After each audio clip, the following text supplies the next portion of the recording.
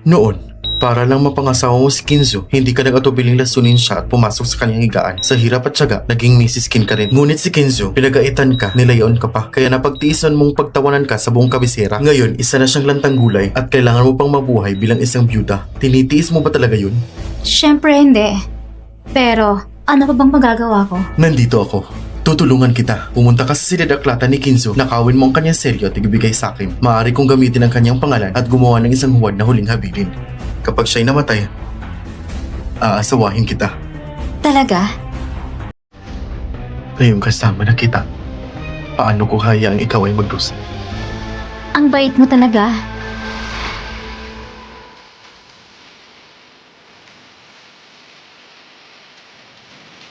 Ay, Xiaoyan, dapat ka talaga mamatay.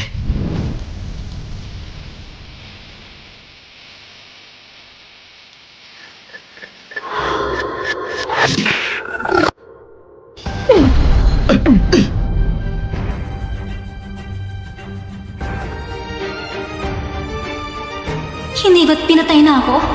Saan ito? Bakit sa isipan ko may napakaraming kakabang alaala?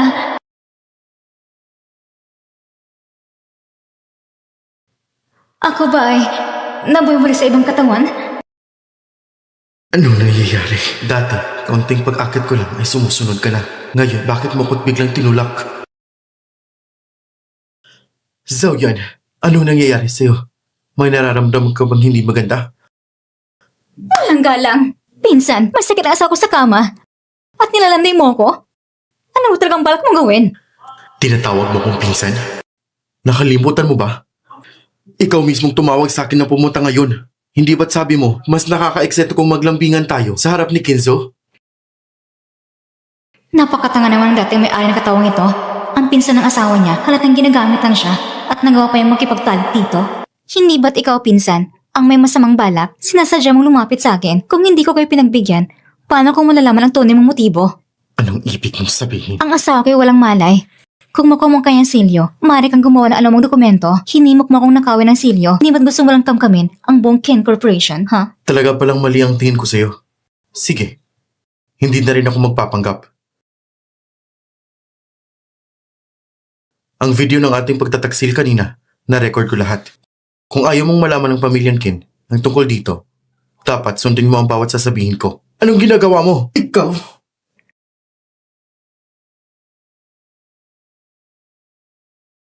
Ngayon, wala ka ng pantakot sa akin. Pero, ako naman ay may patunay na gusto mong nakawa ng silyo ni Kenzo. Kung malaman ito ng mga shareholder ng Ken Corporation, sa tingin mo, makakabalik ka ba roon? Hipag. Kanina lang, nagbibiro lang naman ako sa'yo. Kalimutan mo na lang.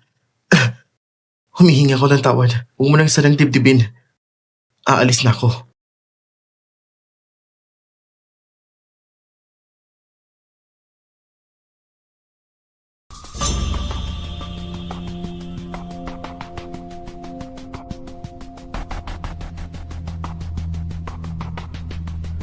Ito ang ginawa ni Meng Xiaoyan.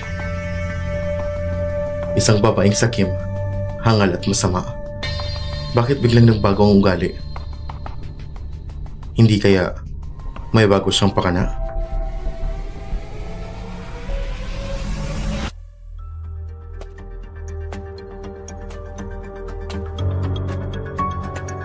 Hipag, huwag mo na akong ihatid. Alam ko ang daan. Hanggang dito na lang.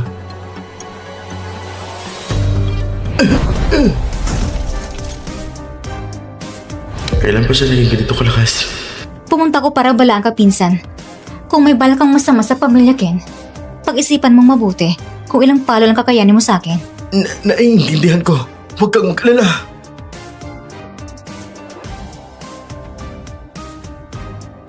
Ang pagtataksil niya kay Kim Yuan, ginawa lang ba niya yun para subukan ang totoong pakay ni Kim Yuan?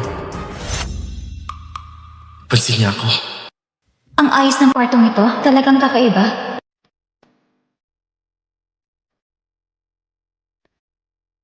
Ano na naman ito?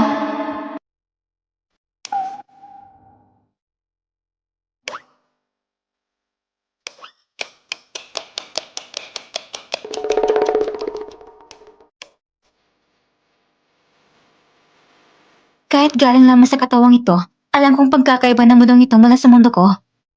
Pero ang mga ito, napakahiwaga.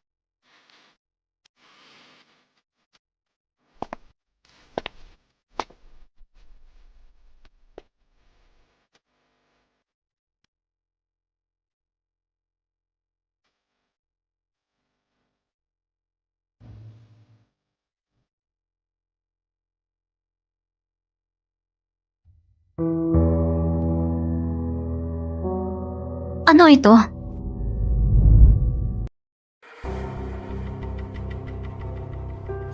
Anong ginagawa niya? Ito si Kenzo at kanyang mga kapatid. Ayon sa pamatay ng mundong ito, si Kenzo ay maituturing na batang henyo. Magang namatay ang mga magulang niya sa edad ng 20. Sa maikling 3 hanggang 4 na taon, naitaas niya ang Ken Group hanggang sa buong mundo.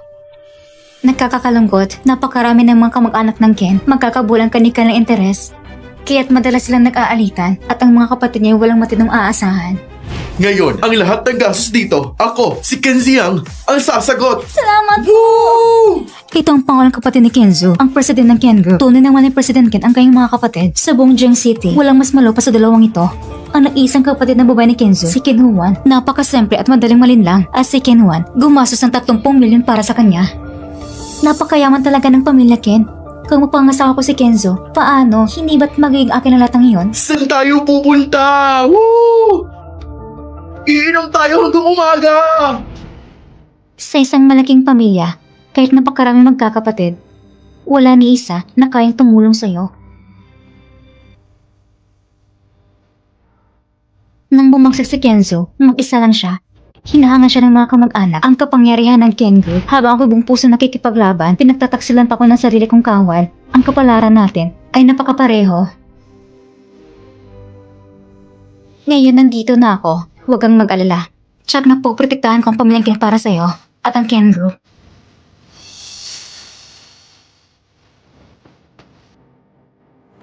Sabi niya, napoprotektahan niya ang pamilyang Ken para sa akin. Siya pa rin ba si Ming Xiaoyan?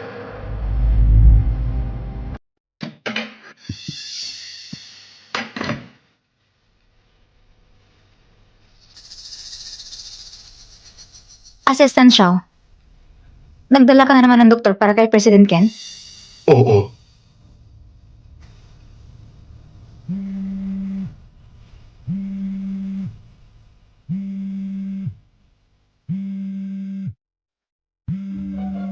Ito, siguradong telepono sa mundong ito.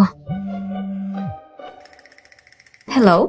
Madam, nagkagulo ang pangalawang Game Master dito sa bar. Wala ni isa sa amin makapigil sa kanya. President Qin, si Meng Xiaoyan at Qin Yuan ay nagkonsabahan. Hindi ba sabi ninyo na mahuhuli natin siya ngayon ng aktwal at tuluyan na siyang mapapaalis? Pero kanina lang, nakita ko siyang nasa Qin family pa rin. Maamo at kalmado pang binati ako. Parang ibang tao na siya.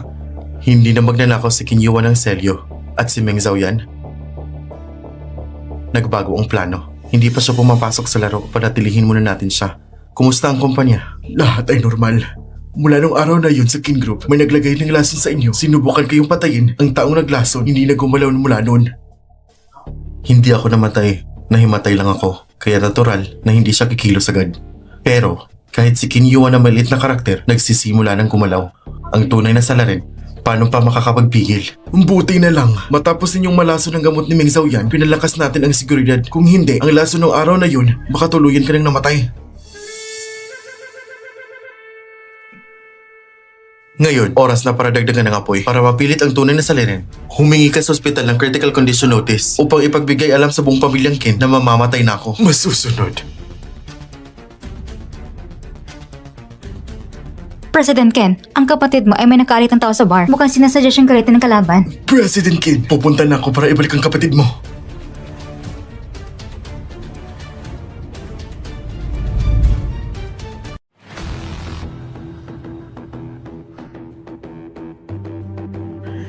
Kinziang, nag-usap na tayo ha.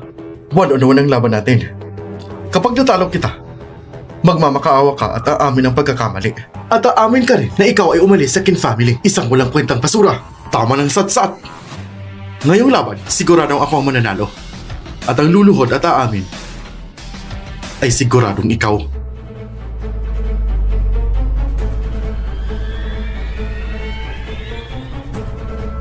Halika! Ya! Ya!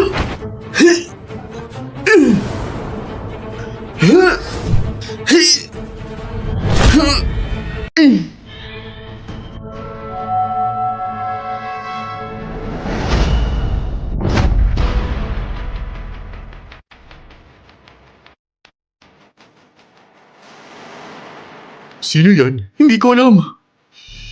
Ba't ka nandito? Sino nagsabi sa'yo makialam? Nagwala ka dito sa bar, hindi alam ng manager kung sino dapat tawagan. Kaya akong tinawagan. Ngayon, uuwi ka kasama ako. Kinziang, sino bang babaeng to? May lakas pang loob makialam sa'yo. Hindi naman siguro na dahil sa sinabi lang ng babaeng yan, aalis ka agad. Sa laban natin, talo ka na.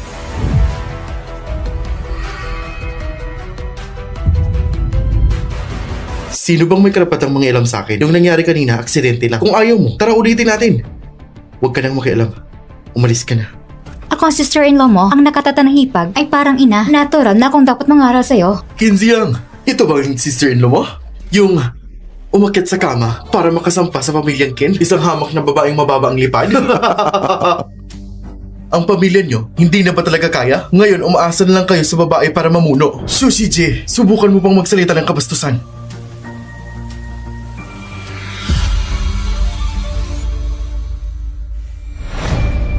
Yang Master Su tama. Hindi ko alam kung bakit ka nakipag-away kasamang brother-in-law ko. Mrs. Ken, nakipag-agawan si Kinzian sa akin para sa huling VIP room ng bar. Tapos gusto niya pang makipagsuntukan at nakipagpustahan pa. Sabi niya, ang mananalo makakakuha ng VIP room. At ang talunan, kailangan lumuhod at umamin ng pagkakamali. At aaminin isa siyang basurang walang silbi. Sige, dagdagan natin ang pustahan.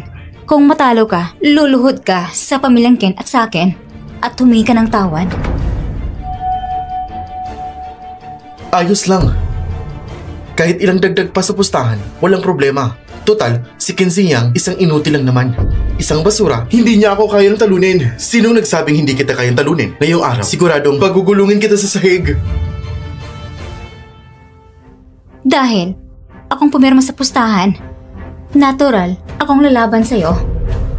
Ikaw? Ikaw? Mrs. Ken, alam mo, ito ang pinaka nakakatawang biro na narinig ko. Hindi mo talaga iniisip na ikaw, nakaisang suntok ka lang sa akin. Sa tingin mo, napakatapang mo na. Ha?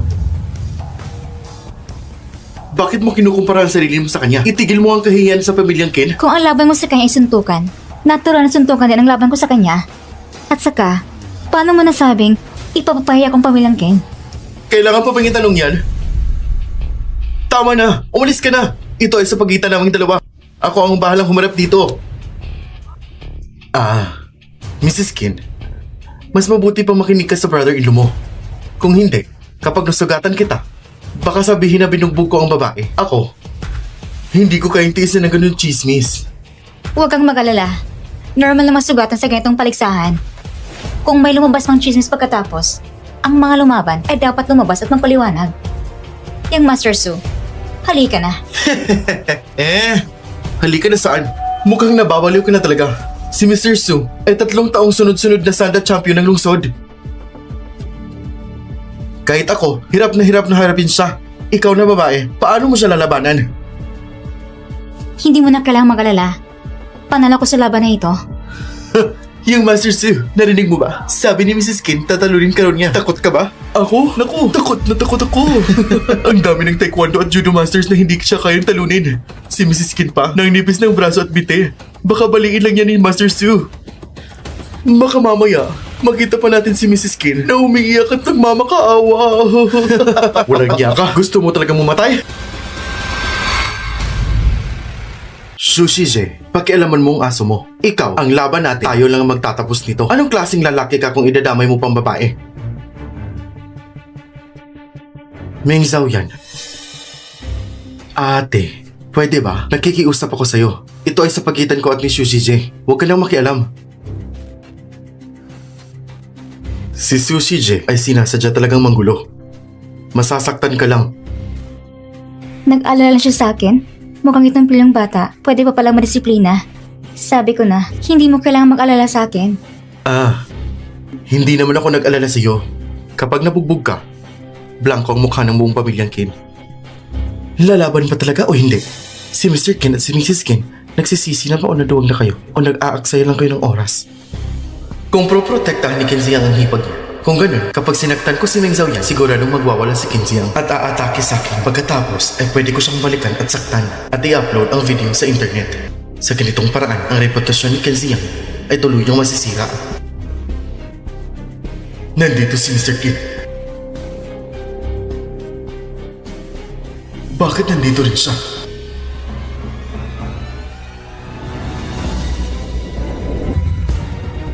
Ayaw lumaban ni Qin Ershao. Kung ganun, pilitin natin siya. Nako! Tigil! Mag-ingat ka! Patay. Lagot na.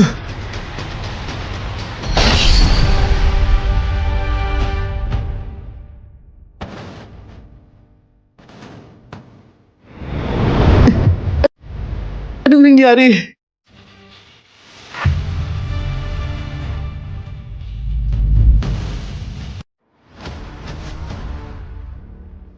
Habang buhay, pinakain kong mga taong kagaya mo. Bitawan mo ko! Natalo niya si Sushi J at tinatapakan pa. Ate, ayos ka lang ba? Ayos lang ako. Pero Sushao, kahit tinangka mo pang manalakay, ang laban natin, tanggapin mo ng pagkatalo mo. Ngayon, paano patuparin mo yung pangako? Hindi ko tutuparin! Hindi ko tutuparin! Sige, ipapakal ko nangyari ngayon. Hayaan natin husga ng tao, kahit tinangka mo pang sneak attack, nabigo ka. Tutubang natalo kita sa laban? Sinasadyang inisinis Sushi J si Ershao para talunin siya at mapahiya sa harap ng lahat. Pero kung nabigo siya sa sneak attack, sino ang napahiya? Si Sushi J at higit pa sa simpleng laban. Sige! Tinatanggap ko ng pagkatalo, Ershao. Sige! Sige! Hoy! Sushi J, ngayon na inamin mo na ang pagkatalo mo, agad kang lumuhod at humingi ng tawad. At aminin na isa kang walang kwenta. Hindi naman ako sa'yo natalo. Alam ko naman yun. Pero talagang natalo ka naman. Sa ate ko.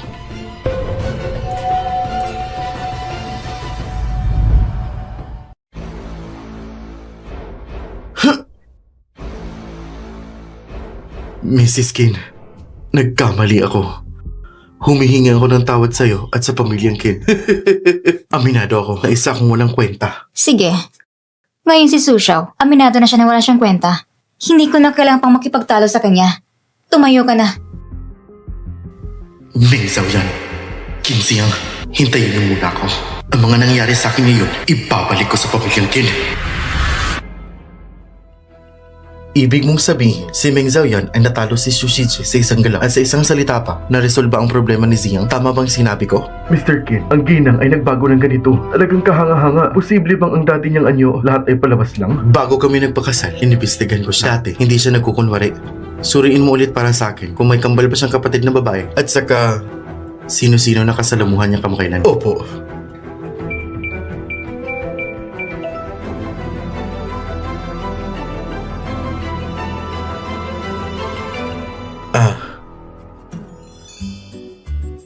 Ate, salamat sa pagdepensa sa akin ngayon. Lumuhod ka. Ha? Ano sabi mo? Luluhod ako? Bakit naman ako luluhod? Lumuhod ka! Ba't ka naman sumigaw ng malakas? Asaitas pang kuya ko natutulog. Baka magising pa siya. Ito medyo maruming ang sahig. Kung magigising siya, okay lang. Kapag nagising siya, pwede mo ipagpatuloy ang pagiging alipin na anak ng mayaman. Ngayon, nakarate ang kuya mo sa kama. Maraming nakatingin sa pamilyang Ken. Hindi ko hinihiling na gawin mo para sa Ken. Ang kailangan mo lang, huwag ka lang magdulot ng gulo. Kanina sa bar, si Sushi Jin mismo ang nagsimula. Saka, huwag mong isipin na dahil tinulungan mo ko, makokontrol mo na ako. Noon, may bala kang masama sa kuya ko bago kang pumasok sa Kin. Hanggat hindi ka kinikilala ng kuya ko, hindi ka magiging ate ko. Alam mong sinasaktan ka na, pero nagkakamali ka pa rin. Tapos ganun ka pa rin mag-isip. Kung tungkol naman sa plano ko laban sa kuya mo, kasalanan ko na yon. Pero siya pa rin ang kuya mo, legal na asawa ako. Paano mo nasabi na hindi ko siya asawa? Kung gusto mong kabutihan ng Ken, mas mabuting sumunod ka na lang. Kung hindi, babasagin kong mga binti mo. Siya? Seryoso ba talaga siya? Ang babaeng ito, bakit ba ganun katindi sa akin at sinasabi pang ginagawa ko niya ito para sa King kung tunay na para sa King, gagawin ko naman. Hindi mo na kailangan pang sabihin, hindi ko pupunta ng bar. Ako pa! Talaga hindi na ako pupunta. Magpapakabait na ako. Ngayon, mukhang hinahamon ni Shusi J si Ken Zia, pero ang target niya talaga ay ang pamilyang Ken. Sunod-sunod ang panggugulo sa Ken. Tunay ang delikadong kalagayan ng Ken. Dati si Kenzo lang ang nagpapapanatili sa pamilya. Araw-araw, hindi alam kung anong problema kailang harapin. Mukhang kailangan ko pang maging mas maingat. Walang silbi! Gusto ko lang naman pahiyan si Ken Ziyang upang ipakita sa mga shareholder ng King Group na siya isang taong hindi maaasahan. Hindi mo ba talaga kayang gawin ang maliit na bagay na yon? Pero kasalanan Ming Zhao yan. Hindi mo ba kayang talunin ng isang babae? Ipinagmamalaki mo ba yon? Paalala lang ulit, kung wala kang magawa para sa akin, umalis ka na! Magpatuloy ka sa pagiging sampid na anak! Lumabas ka! Opo. Pa.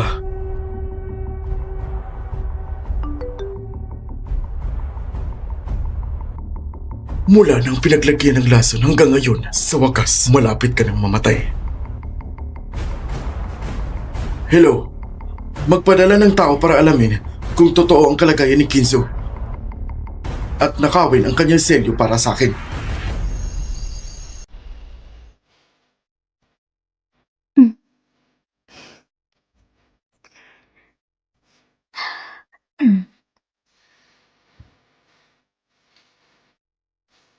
Noon sa digmaan, laging may unan na may mga palaso. Ngayon, itong malambot na unan, hindi na masen sa pagtulog ko.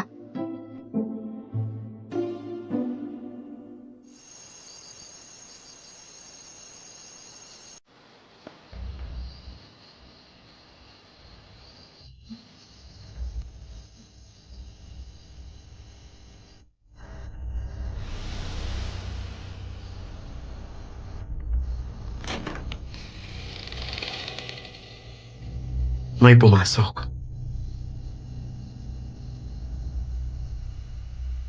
Malala ang karamdaman. Nawala na ng lakas ng buhay. Malapit nang mamatay ang pulso. Talagang mamamatay ka na, Kinzo.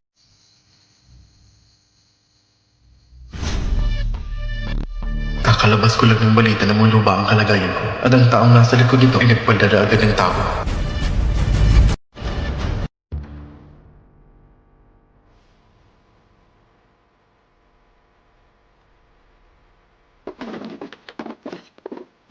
Anong tunog yun? Gano'n ang katagal na? Sino kaya nasa itaas? Saan nga ba nakatago ang selyo ni Kinzo?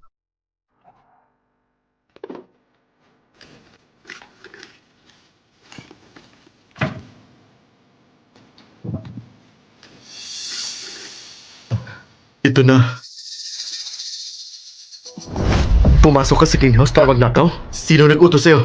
Walang nangyari sa'yo. Ang puso mo, maliwanag na. Ang puso mo ay peke. Hindi ka naman ganap na bobo. Huling tanong ko sa'yo. Sino nagpadala sa'yo?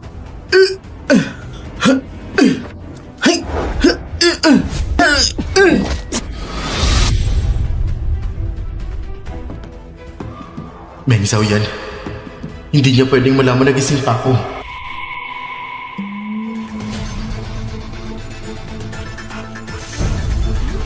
Bakit narito si Kenzo? Posible bang ang taong ito may masamang balak sa pamilya Ken? Sino ka? Bakit ka pumasok sa Ken House? Lumayas ka dyan! Gusto mong tumakas? Ang babaeng ito, bakit mas malakas pa kay Kinzo? Sabi ko, bakit ka pumasok sa Ken House para kunin ang asawa ko? Kinuwan, bakit gising ka pa sa edis oras ng gabi? Bakit ang ingay-ingay mo dyan? Kuya? Ang taong ito ay pumasok sa Ken House sa gabi. Gustong dukutin ang kuya mo. At ayaw magsabi ng dahilan kung anong intensyon niya.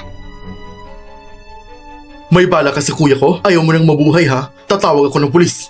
Huwag kang tumawag ng pulis. Hindi ako nagnakaw ng tao. Ginawa ko lang Pumunta lang ako para tignan ang pulso ni Ginoong Kin. Sa totoo lang, hindi naman talaga nawala ng malay si Ginoong Kin. Wala siyang karamdaman.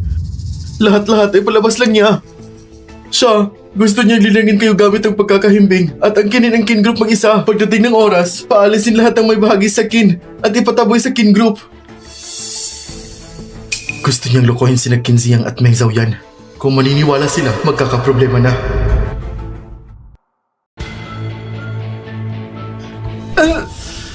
Gusto mo akong lokohin? Gusto mong pagdudahan ko ang kuya ko? Akala mo ba tanga ko? Maraming doktor sa ibang bansa ang nagsabi na may karamdaman ng kuya ko. Ikaw pa, nagbibiro at nagsasabi ng walang kwenta kahit palabas lang ang pagkakahimbing ng kuya ko. Masaya ako na wala siyang karamdaman. Lahat ng sinasabi ko ay totoo. Tumahimik ka na. Ate, ibigay mo siya sa akin. Dadalhin ko na siya sa estasyon ng polis.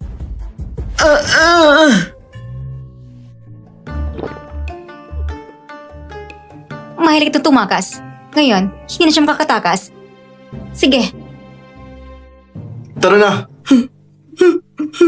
medyo nakalimutan ko kanina. Nasa kwarto si Kenzo dati. Kung talagang gustong dukutin siya ng magnanakaw, hindi nagkalampang dumaan sa study room. Baka si Kenzo mismo ang pumunta sa study room. Talagang nagpapanggap siya may sakit. Bakit wala pang nangyayari? Narinig ko nga, kapag itinaas ang braso ng taong mahimbing, mananatili nakataas ng hindi gumagalaw.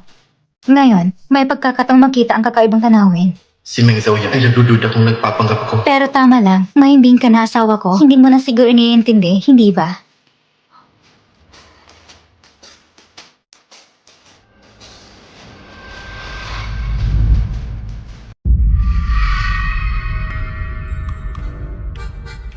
Kahit gusto mong subukan ako, sobrang pambata naman ang paraan mong ito. Kanina ay simpleng panlililang lang. Asawa ko, talagang napakahimbing ng tulog mo.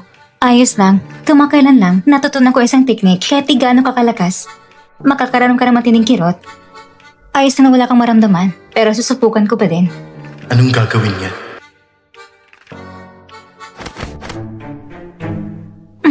Bakit walang reaksyon? Susubukan ko ulit. Mukhang hindi pa ako bihasa sa teknik. Kailangan ko pang ulitin ng ilang beses. Uulitin na naman?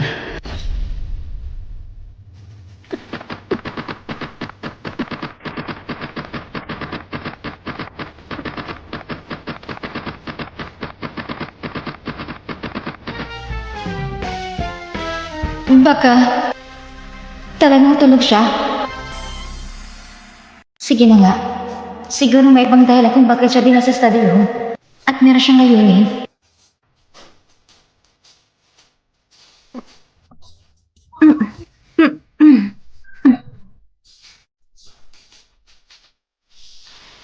Meng Xiaoyan, ikaw ang kauna-unahang babaeng nagpasakit sa puso ko. Mahina pang lakas ng katawan na ito. Napakaliit pa. Kung sa akin ang katawang ito, kaya kong buhat ng dalawang Kenzo na walang kahirap-hirap.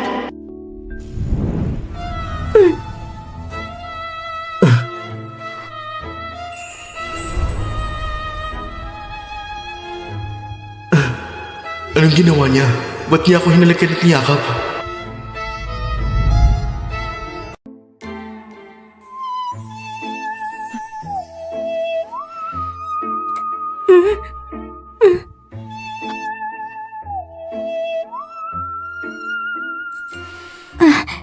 Buti na tulog siya. Kung hindi, saan ko ilalagay ang dangal ko? Dati sa larangan ng digmaan, marami akong pagkakataong malapit na mamatay. Hindi ako natakot noon. Ngayon, simpleng halik lang sa lalaki. Kinakabahan na ako. Dito sa lugar na ito, hindi ako dapat magtatagal.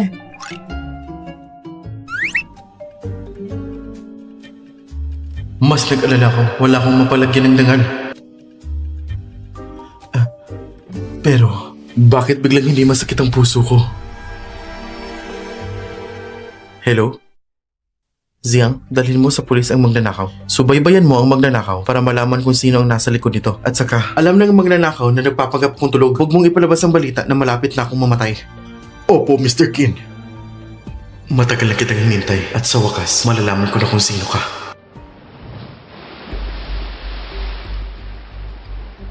Mr. Qin, Kagabi, ang magnanakaw na pumasok sa Kin House ay isa sa mga pangunahing shareholder ng kumpanya. Si Kin Sheng ang nagpadala at ang naglagay ng lason sa inyo.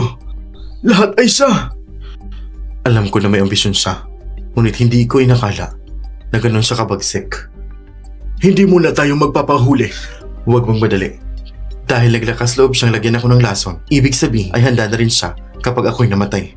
Maaari niyang akuin ang game group. Ang ibig niyo sabihin ay si Kin Sheng binili ang ibang shareholders? Sa loob ng 2 araw ay ang Kin Group ay magkakaroon ng buwan ng shareholders meeting at sa oras na yon utusan mo dahil matagal na akong nakaratay. Ayon sa bagong patakaran ng grupo, ang meeting na ito ay kailangan pumili ng acting CEO. Masusunod. Mr. Kin, pinapagawa niyo rin sa akin ang tungkol sa asawa niyo at may resulta na rin. Anong resulta? Anong resulta? Maliban kay Kin Yuan, wala siyang nakasalamuha pang iba. At saka, wala rin siyang kambal na kapatid. Ngunit ang pagbabago sa misis niyo ay sobra namang kakaiba. Baka dapat muna natin siyang paalisin sa Kin House at kontrolin. Baka makaapekto sa malawakang plano. Hindi na kailangan. Ang pagbabago niya ay hindi makakaapekto sa plano. Si Meng Xiaoyan ay minomonitor ko ay mag-asikaso sa sarili mong bagay. Naiintindihan ko. Boss, yung inutusan kagabi sa King House, di nakakuha ng seal ni Kinzu. Nahuli pa ni Kinziang at dinala sa estasyon ng pulis.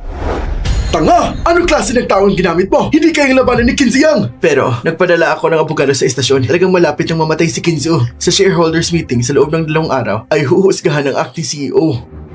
Magaling. Ilang taon na, unti-unti kong naipang-impluensya ang King Group. Sa wakas, ay magagamit ko na sila kahit wala pang seal ng King Group. Basta ako ang maging acting CEO ng King Group.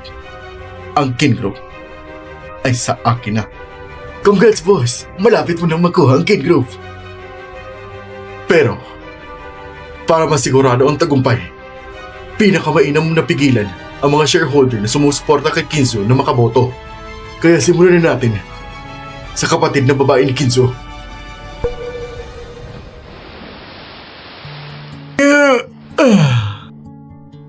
Nandito ka na. Sakto lang. Luto ng pagkain. Nagluto ka?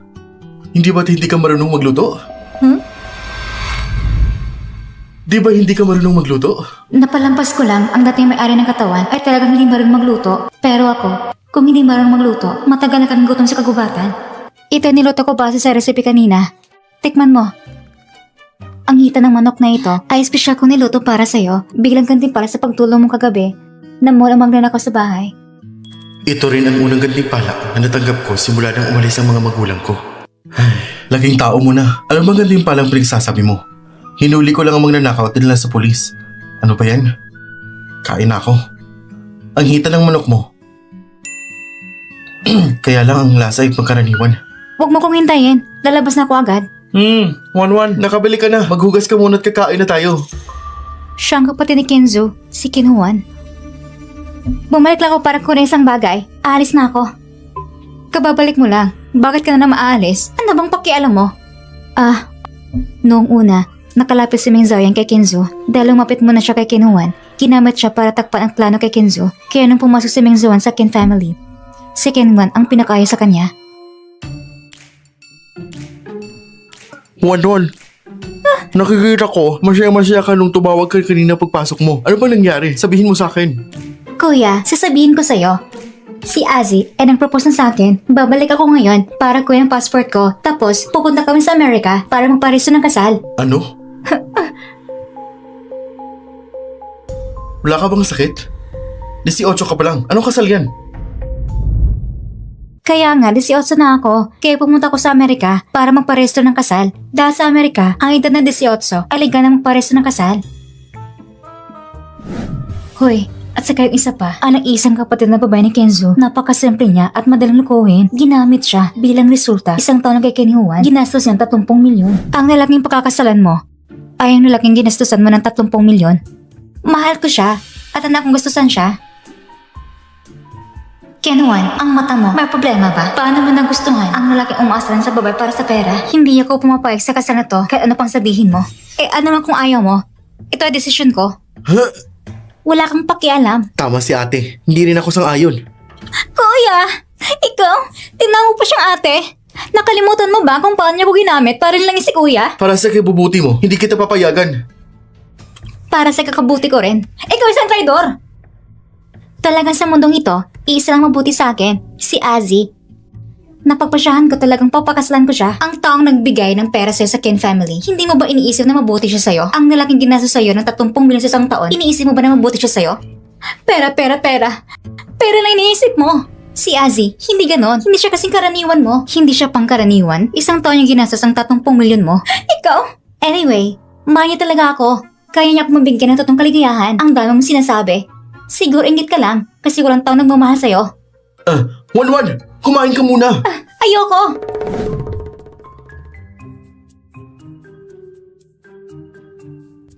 Nahanap ko na.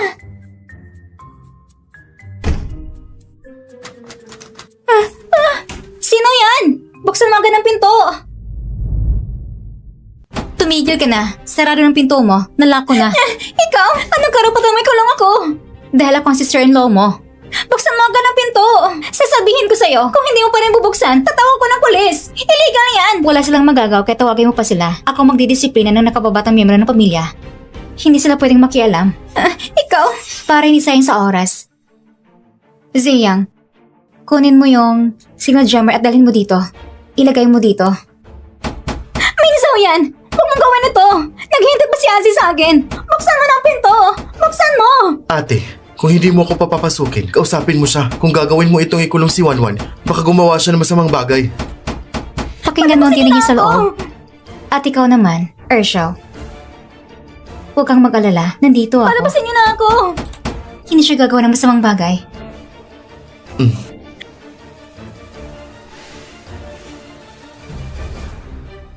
Buksan mo ang pinto!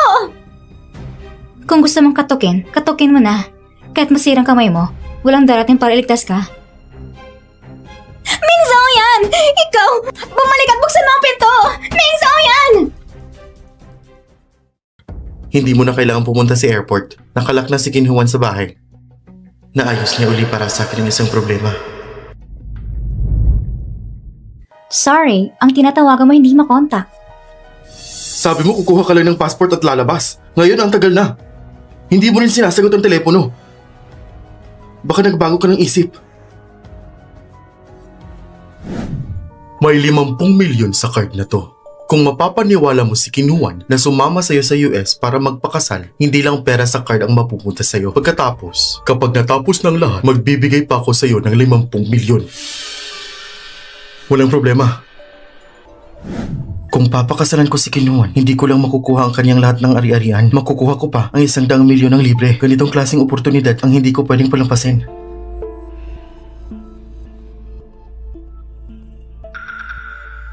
Pinagsabihan ko na, pero ayaw niya pa rin kumain. Gusto niyang magpakasal na lang. Kung ayaw niyang kumain, hayaan mo siyang magutom. Sino ba yan? Ba't ang aga?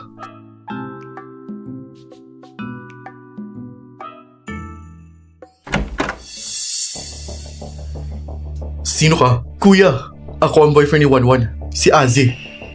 Huh? Ikaw ang kumuha sa kapatid kong babae papuntang US para magpakasal. Hindi pa kita pinaparusahan. Ikaw mismong lumapit, hindi ba? Kalma ka lang, hindi ko siya niloko. Seryoso ako sa kanya. Seryoso? Seryoso ka ha? Huh? Ate, Papasukin mo siya.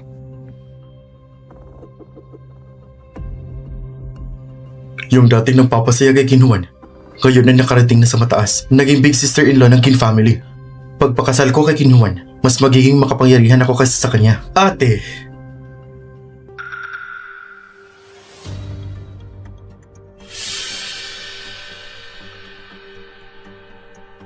Aze, umupo ka. Sa katawan na ito, sa laala ng orihinal na may-ari, niloko ni Aze si Kinhuan ng pera. Nang hihingi sa kanya, mapang-agat at bulakbol, ay nakikipagtagpos sa mga babae sa internet. Ganitong tao, kapag papakasalan si Kinhuan, ano bang mabuting hangarin niya? Sabihin mo, bakit bigla ka nag-propose kay Kinhuan? Nag-propose ako kay Kinhuan dahil mahal ko siya. Gusto kong makasama siya sa buong buhay ko. Mrs. Kin, sana po ay pahintulutan ninyo kami. Ang kuya ni Kinhuan ay nasa koma. Pero sa oras na ito, Inuudyok mo siya at labis pang bata at papunta sa Amerika na para magpakasal? Napaka-irresponsable kung ganyan. Sigurado ka ba na dahil sa pagmamahal mo? Bibigyan kita ng huling pagkakataon.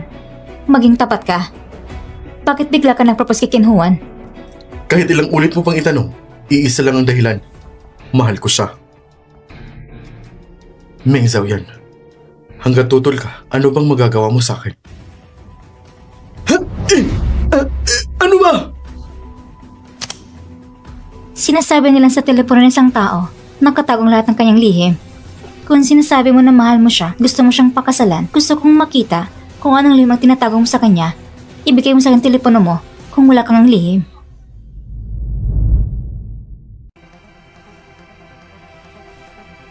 Akin na yan! Aze, sigurado kong pamilya mo ay isang malaking pamilya.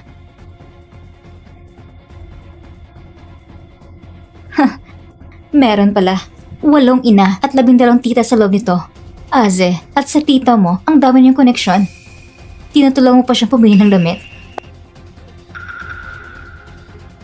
Ang talino mo. Ngayon, ibalik ko ng telepono mo. Magkukuna kung walang nangyari. Kahit papakasalan mo si Ken Juan. Ano ba problema mo? Ang alam ko, ginawa mong lahat ng paraan para makapasok sa pamilyang Kin. Pero pinaramdam sa'yo na hindi ka nila gusto. Ha? Talagang hindi ka natuwa, hindi ba? At hindi ka tinanato nila ng tama. Sigurado akong hindi ka talaga natuwa. Huwag kang mag-alala. Kapag napangasawa ko si Ken Juan, tiyak na tutulungan kita. Magkasama tayo. At ang pamilyang Kin ay pababagsakin natin. Huwag mong ipangarap ang imposible. Hindi mo talaga kayong pakasalan si Ken Juan. Hindi ko kayang pakasalan. Alam mo ba, si Ken Juan ay sabik ng magpakasal sa akin. Isang sabi ko lang sa kanya, agad siyang magpapakasal sa akin. Ken Juan? Ken Juan? Aze, ayoko na sa'yo! Ken Juan, magpapaliwanag ako! Ano ba ipapaliwanag mo? Niloko mo ko. Sabi mo, dapat magtiwala tayo sa isa't isa. Pero sa huli, niloko mo ko. Tuwing nakikita ko, ang mama mo at mga tita mo. Pero ang totoo pala, para mo lang pala yun. Para lang din ako. Yan ba talagang gusto mo?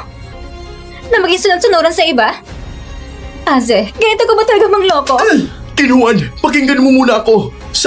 Sinisiraan lang ako ni Meng Zhao yan. Wala akong kasalanan. Huwag mo akong lakauhin. Ano ba yun kanina? Sabi mo, hindi ako karapat-dapat pakasalan. Lumayas ka. Hindi na kita gusto makita. Lumayas ka! Ken Juan, bigyan mo pa ako ng isang pang pagkakataon. Sabi ng kapatid ko, lumayas ka. Hindi mo ba narinig? Kung ayaw mo talagang umalis, tatawag ako ng pulis. Ziyang, tumawag ka na ng pulis. Sasabihin ko may nagtatagang manloko ng pera sa kapatid mo. At gusto pang isama sa ibang bansa. Sige, aalis na ako. Aalis na ako. Lumayas ka! Tinitignan mo pa rin. Ang kapal talaga ng mukha mo. Tingnan mo kung anong ginawa ko sa'yo. Huwag mong iisipin na mapapasalamat ako sa'yo. Hindi ka rin naman mabuti. Masama kang babae. Pagising ng kuya ko, tinitiyak ko magdidiborsyo kayo. Ken Juan, Ikaw? Pasaway lang ang batang ngayon. Huwag mo siyang isipin, ate. Pupuntahan ko siya para pakalmahin. Hindi ba na nagpasalamat sa ginawa ko? Bahala na. Sino bang may-ari sa katawan na to? Ginamit si Kinuha sa simula. Kaya normal kung ayaw niya sa akin, nakakainis siya. puro kayo walang silbi. Pinayagan lang si Juice na lokohin ang isang dalagitang inosente para magpakasal. Ganito lang kasimple, pero nabigo pa rin kayo. Boss, bukas na ang pulong ng mga shareholders. Katatapos lang ni Assistant Xiao magpadala ng abiso. Sinasabi na bukas ng alas 2 ng hapon. Mukhang bukas, kailangan kong anyayahan ng isang tao. Assistant Xiao, bukas ibuwan ang pulo ng mga shareholders sa kumpanya. Tama ba? Ako magpapalit kay Kenzo sa pagdalo sa pulo ng shareholders. Dahil siya ay sasali sa pulong. Madam, baka hindi ito angkop, hindi ba? Hindi ko ito sinasabi sa'yo. Pinapaalam ko lang, si Kenzo ay nagkasakit. Bilang asawa niya, may obligasyon akong kumatawan sa kanya sa pulo ng mga shareholders. Gusto man o hindi, kailangan pumayag ka. Pero bukas ay napakahalagang oras para sa King Group. Lalo na sa pagpapatalasik ng mga kalaban kung masira ito ni Xiao Yan.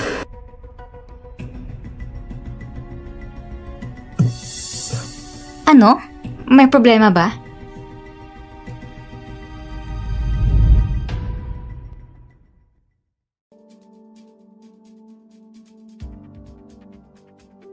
Wala pong problema. Madam, ang pulo ng mga shareholders bukas ng hapon ay sa 2:00. Dadalhin kita sa eksaktong oras sa King House para sunduin ka. Sa mga nagdaang araw, medyo naintindihan ko na ang sitwasyon ng Ken Group. Simula nagkasakit ka, nagsimulang kumilos ang mga shareholders para palitan ang posisyon mo. Sa pulo ng shareholders na ito, pipili rin sila ng acting CEO. Pero huwag kang mag-alala. Nandito na ako. Hindi ko hayang mapunta sa ibang posisyon ng CEO. Sigurado yon. Meng Xiaoyan, salamat sa inyo. Ngumiti siya kanina. Kenzo, gumising ka na. Narinig mo ba ako? Kenzo! Kenzo!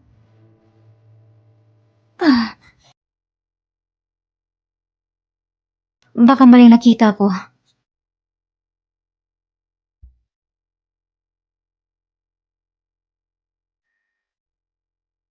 Muntik na akong mahuli dun. Bukas na bukas, tatapusin ko ng kalokohan to. Ay, Sa tingin ninyo, sino ang pinakaangko para sa posisyon ng acting CEO? Bumagsak si Kenzo. Kaya ang susunod na hahalili ay natural na kapatid ng Pangulong Ken. Si Ken Ziyang ang mauupo. Si Ken Ziyang ay tamad at walang alam. Kaya niya ito.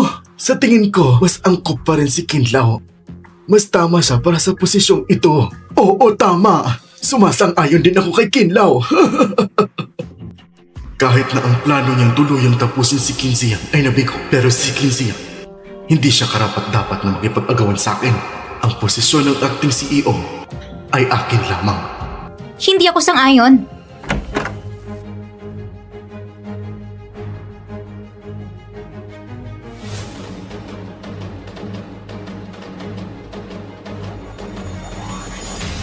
Bakit siya nandito? Pasensya na sa lahat. Pinaghintay ko kayo. Pasensya na sa lahat. Pinaghintay ko kayo.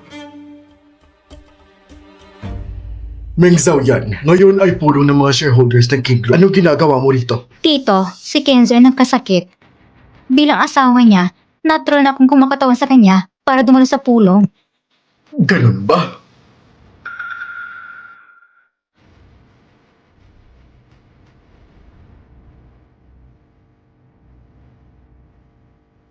Si Tito ng Kenzo kilala bilang isang mabait at magiliw na tao. Baka natatakot siya sa isang bagay. Dumalo na ako para kay Kenzo. Hindi para maging CEO ng Skin Group. Bakit ka ganito nagmamadali na tanggihan ako? Ikaw? Ikaw? Kung wala ka nang sasabihin, Tito, at kung wala ka ng ibang opinion, pwede na bang magsimula? Bahala na. Dumating si Meng Xiaoyan at anong magagawa niya, hindi niya mapipigilan ang aking plano. Assistant Xiao, magsimula na tayo agad. Ang layunin ng pulong na ito, siguradong alam na ng mga shareholder kung ano ito. Ngayon, si Mr. Ken ay nakaratay na ayon sa patakaran ng kumpanya. Ang presidente ay hindi makakapag-asikaso ng mga gawain ng kumpanya. Kailangan na nating pumili ng acting CEO. Ngayon, inaanyayahan ko ang bawat shareholder o magrekomenda para sa posisyon ng acting CEO. Inirerekomenda ko si Ken Lao bilang acting president. Isang kalokohan! Meng Xiaoyan, paninirang puri ito! Nagbibiro lang ako. Bakit ka nagmamadali? Baka ang shareholder na ito ay nagrekomenda sa'yo dahil hinahangaan ka niya at naniniwala na karapat-dapat ka na pamana ng Kin Group. Oo, tama, ganun nga. Meng Xiaoyan, pinaglalaroan mo ba ako? Dati, ang akala ko lang ay bilhin ni Tito ang ibang shareholders. Ngunit nagalit siya. Baka tama siya. Tito, ngayon alam na ng lahat ang iyong ambisyon.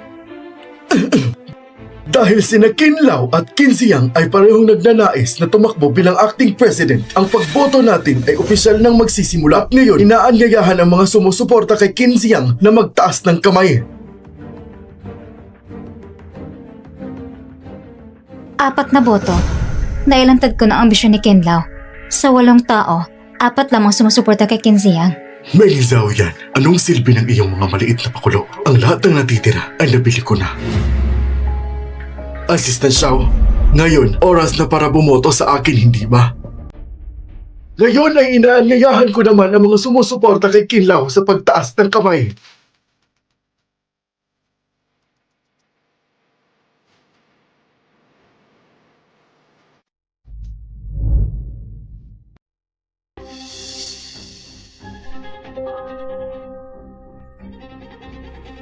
Anong nangyari? Bakit 4 lang nakuha kong boto? Susuko ako. Ibig sabihin, si Kuya si Tito ay makakapareho ng boto. Mukhang mga bumoto ay tapat sa panig ni Kinlaw. Tara, pumunta na tayo sa kumpanya. Masusunod. Mukhang wala pa rin mapipili. Hindi pa. Hindi pa tapos ang pagboto. May ibang shareholder pa na darating. At papunta na siya dito. Paano may tao pa? Sino ito? Hindi ko alam. Pasensya na.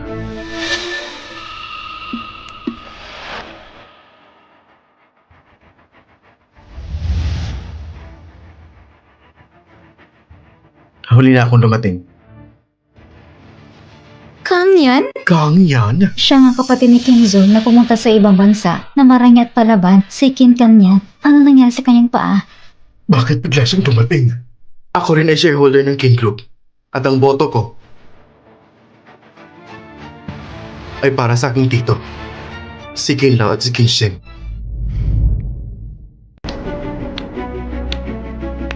Matapos mabigo ang plano kay Kinho, gumamit ako ng peking recording at nalinlang ko si Kin Kanyan. Si Kin Siyang ay nagtaksil kay Kinzo at nais agawin ang Kin Group. Hindi ko inakala na maniniwala siya. Meng Zhao yan. Gagawin ko ang lahat ng paghahanda. Anong laban mo sa akin? Kanyan. Bakit? Dahil niloko mo ang kuya mo. Hindi ka karapat dapat maging acting CEO ng King Group. Paano ko niloko ang kuya? Kung sinabi ni Ken Kanyan yon, siguro si Kensheng ay nagpakatang sabi-sabi, bobo ka. Lahat ng sinabi ng iba ay pinaniniwalaan mo. Ano? Anong sabi mo? Isang babaeng nagpakadalubhasa sa panlililang. Iniisip mo ba talagang ikaw ay Ken? Eh ikaw naman, kung sino man ay lumalaban sa sariling pamilya, maaari na kang tawagin pamilyang Ken. Anong karapatan mong sabihin na hindi ako Kin family? Mas karapat dapat ako maging Kin family kaysa sa kahit sino sa inyo. Kanyan, bakit mo siya pinapaliwanag pa? Tulad nga ng sabi mo, hindi siya Kin family. Wala siyang karapatan na pamahalaan ang Kin Group at ang mga bagay ng Kin family. Tama. Hindi ko na kailangan magpaliwanag. Kahit papano, ibinoto ko na ang boto ko para kay Tito. Ngayon, ang boto ni Tito ay mas marami kaysa sa kay Kinziyang. Assistant Xiao, i-anunsyo mo na ang acting CEO ng King Group. Hindi ko inakala na sa critical na oras, si Fourth Young Master ang lalabas at gugulo. Anong gagawin natin? Bakit hindi pa dumarating si Kinzo? Assistant Xiao, dapat mo nang i-anunsyo ang resulta. Ba't ka nagmamadali dito? Huh?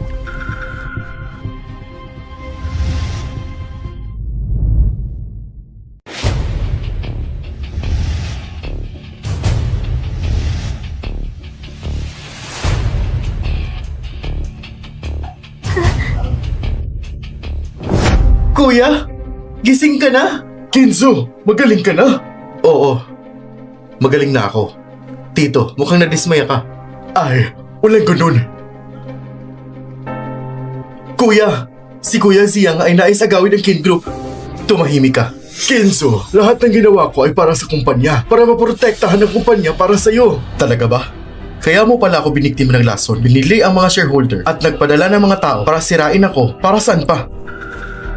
Alam niyo na ang lahat? Magaling na pala si Kinzo. Oo nga. Nung ikaw ay nagkasakit, nalaman kong lason ang pinakain ni Kinlaw. Kakasabi lang ni Kinzo kanina na binili na ang mga shareholder. Talagang totoo pala. Makakakita ng ganito kabilis kung ano nangyari sa lahat. Sasabihin kong si Kenzo sa umpisa ay hindi pala totoong nawala ng malay. Sa mga araw na yon, lahat ng ginawa ko, alam na niya lahat. Kung nasa mundo ako, si Kenzo ay maging isang mouse na estratehiya. Kinzo, ang mga bagay na ito ay hindi ko ginawa. Hindi ito totoo. Kita ko ang buong proseso ng pagboto kanina. At Tito, iniisip mo ba kung paano ko nalaman ng lahat ng to? Ang ginawa mo sa King Group sa mga nakarang taon, lahat ay akin na subaybayan at napaimbestigahan ko na lahat. Hindi ka pala totoong nalason. Kung hindi ako nagkunwaring nawalan ng malay, paano ka makakagawa ng totong galaw tulad nito? Walang itinatago ang ambisyon mo. Dala mo ang mga shareholder na binili mo at sinusubukan na gawin ng King Group. Magaling! Kinzo, ang talino mo nga ay kakaiba. Kahit na naging maingat ako, napaniwala mo pa rin ako. Ngayon, tatangkapin ko na talo ako. Wala ka ng susunod na pagkakataon. Lahat ng ginawa mo ay naitala na. Dalhin si Kinlaw sa pulisya. Kinzo, magpapatawag ka ba ng pulis para hulihin ako? Ako ang nakakatanda sa'yo. Hindi mo ba iniisip ang dangal ng pamilyang Kin? Akala mo ba kapag ginawa mo ito, palalagpasin ko? At saka, ano ka bang klaseng Kin? Kinzo! Hindi mo pwede gawin ito sa akin! Ako ang tito mo! Kinzo! Kinzo, lahat tayo ay nalinlang ni Kinlaw. Tama, Kinzo. Lahat kami ay inosente. Bago ang pagboto, ang misis ko ay ipinakita ang tunay na ambisyon ni Kinlaw. Ngunit, pinili niyo pa rin na maniwala sa kanya. At ngayon, sinasabi niyo na inosente kayo para mabilis niyo akong maloko, ha? Bibigyan ko kayo ng 3 araw upang isuko ang inyong mga shares at lisanin ang Kin Group. Kung hindi, alam niyo nang gagawin ko.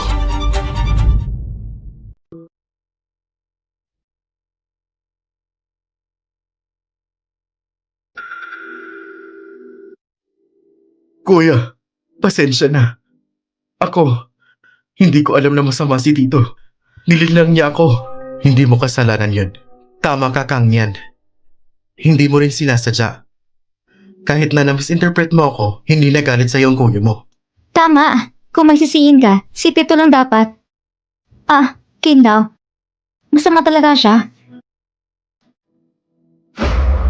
Kuya, alam ko na ang mali ko. Hindi na ako tatakas sa klase. Alam mo man ang mali, kailangan mo pa rin lumuhod. Kapag nagkamali, paparusahan. Yan ang alituntunin ng Kin. Kuya, sabi mo nga, kapag nagkamali, dapat parusahan. Yan ang batas ng Kin. Pero bakit ngayon, wala nang bisa ang batas? Kinzo, may isang bagay pa na kailangan kong i-report ng pribado sa'yo. Sa study room tayo.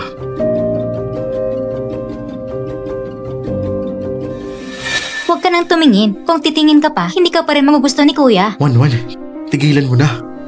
Mali bang sinasabi ko? Kaya nakatulong siya sa Ken ngayon.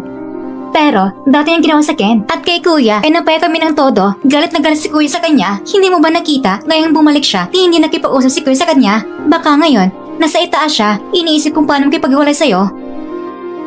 Huwag kang mag-alala para sa akin. Kahit magulay kami ng Kuya mo, makakuha pa rin ako ng pera. Hindi ako malulugi. Hindi tulad mo na naloko sa pera at naloko rin ng puso. Ikaw? Kumalma ka lang. Ako? Isipin mo, ang balak mong tumangkas kasama si Aza. Kung makikipag-away ka kay ate, siguradong paparusahan ka ng pamilya. Ano ka ba naman? Kaya pala, ang alituntunin ng Kin, sa akin lang nawala ang bisa.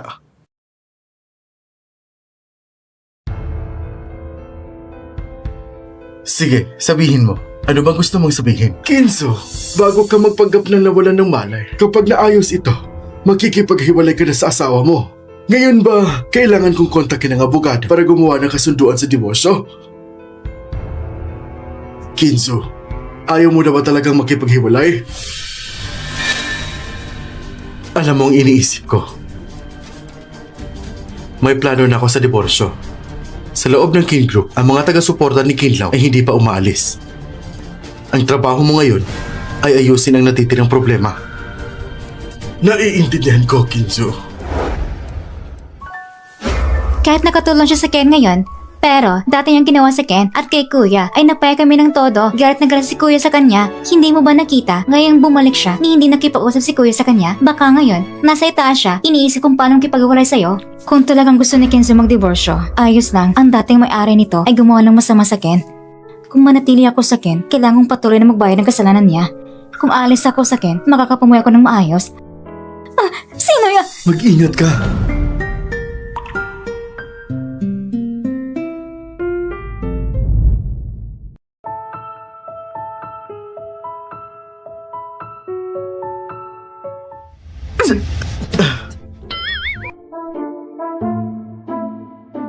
Pasensya. Sobrang lapit mo kanina sa akin. Hindi ko rin inasahan nandyan ka. Ang laki ng reaksyon mo. At ang bilis at galing ng kilos mo. may kailangan ka sa akin? Sa kaguluhan sa Kin ngayon, marami kang nalutas na problema para sa akin. Anong gusto mong gantimpala? Hindi ko kailangan ng gantimpala. Pero kung ipipilit mo, pwede bang bigyan mo ko ng isang tirahan kapag magdiborsyo tayo? Gusto mo makipagdiborsyo sa akin? Ayaw mo makipagdiborsyo? Pero para makasama ako, nagbayad ka ng malaking halaga. Bakit ngayon bigla mong gustong hiwalayan ako? Habang ikaw ay walang malay, nagawa ko maisip ng malinaw. Ang pilit na buong ay matamis. Mas mabuti pang bitaw ang isa't isa kaysa magdusa. Ngunit habang ikaw ay walang malay, At patuloy mo pa rin akong tinatawag na asawa. At hinalikan mo pa ako. Halos nakalimutan ko na yun. sabi mo pa nga, pagod ka na bago makapasok sa Ken, ginawa mong paraan para mapasama sa Ken, hindi mo ito basta-basta kayang bitawan, naintindihan ko na ngayon. Pero mahal pa rin kita sa puso ko. At kung hindi mo gusto ang diborsyo, handa para kung maging ng Ken. Mukhang ang tigas mo pa rin. Meng Zhao yan. Bakit ka nag-aalinlangan? Oo, talaga. Pero ikaw naman, asawa ko, hindi mo ba dapat ipaliwanag sa akin ang nangyari nung walang malay ka? Sa pagitan ng mag-asawa, ang pinakamahalaga ay tiwala. Bakit mo ko tinago? Kaya Mrs. Kin, paano mo ko paparusahan? Ang kaba na naramdaman ko nung halikan kita, nararamdaman ko muli. Meng Zhao yan, sa larangan ng digmaan, nahawakan mo na ang bangkay ng lalaki, pati na rin ang mga puto na bahagi ng katawan. Hindi ko pa alam kung paano ka parurusahan. Mamamarkahan muna natin ito. Pero asawa ko, bakit ka masyadong mabuti sa akin ngayon? Hindi mo ba gusto ng diborsyo? Mr. Kin, hindi ba ayaw mo nang makipagdiborsyo? Paano ko naman hindi gustuhin ng diborsyo, pero hindi pa ito ang tamang panahon? Pansamantala, hindi muna tayo magdidiborsyo. Marami pang dapat ayusin sa Kin. Kung magdi-divorce tayo ngayon, maapekto ng kumpanya. Sige, kapag naging maayos ng kumpanya, saka tayo magdidiborsyo.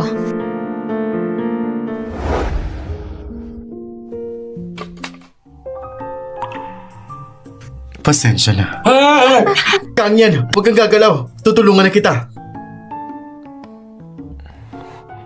Hindi naman siya nawala ng chopsticks. Bakit kayo nagkaganito? Hindi naman siya nahihirapan. Bulag ka ba? Hindi mo ba nakikita na may problema sa kanyang paa? Kinuwan.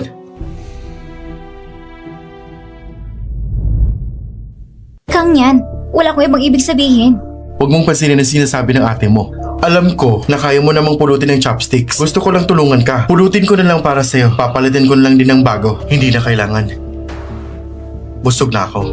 Babalik muna ako sa kwarto. Ihahatid kita. Hindi na kailangan! Kaya ko na mag-isa.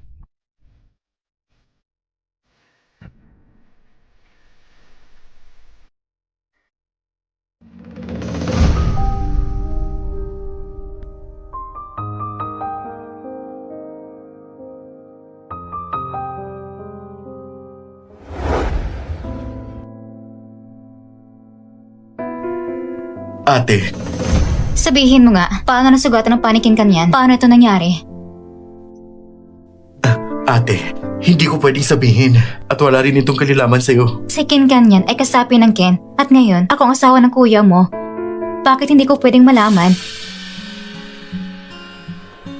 Nakikita ko na parang may pinapasan siya at lumalayo siya sa inyo. Hindi kayo masyadong nakakasundo. Paano nasugatan kanyang paa? Sabihin mo sa akin, baka maiwasan kong bigat sa loob niya. Talaga? Pero, Hindi mo ko pinaniniwalaan. noon, tungkol kay Kinuan, pati sa pagpili ng acting CEO, talaga namang may paraan si ate. Baka nga, talagang ang maibsan niya ang bigat ng loob ni Kangyan. Sige, sasabihin ko sa'yo. Ate, alam mo ba, maaga pa kaming nawalan ng magulang. Ang buong bahay, nakaasa lang sa kuya namin. Pagkatapos niyang pamunuan ng Kin, maraming shareholders ang hindi sang-ayon. Lahat magulo. Minsan, may nagplano ng aksidente sa kotse. Nais patiin si kuya. Para iligtas si kuya, pinotektahan ni Kangyan ang kotse. Kaya nasugatan ng kanyang mga binti. Hindi nakakapagtaka. Sa shareholders meeting, muntik nang sira ni Kangyan ang plano ni Kenzo. Ngunit walang pakialam si Kenzo. Sa kabuuan ate, basta matulungan mo si Kangyan, ano man ang sabihin mo, susundin kita. Talagang magiging tunay kang ate ko. Huwag kang mag-alala. Gagawin ko.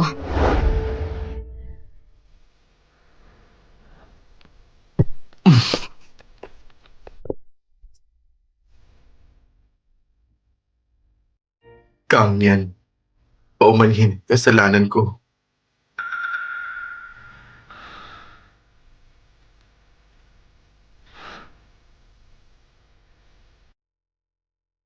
Sa dami ng laban, kahit natinag sila ng Vice General, nakatagpo rin ng mga sundalo na namatay. Matapos protektahan ako mula sa mga palaso, naiintindihan kita.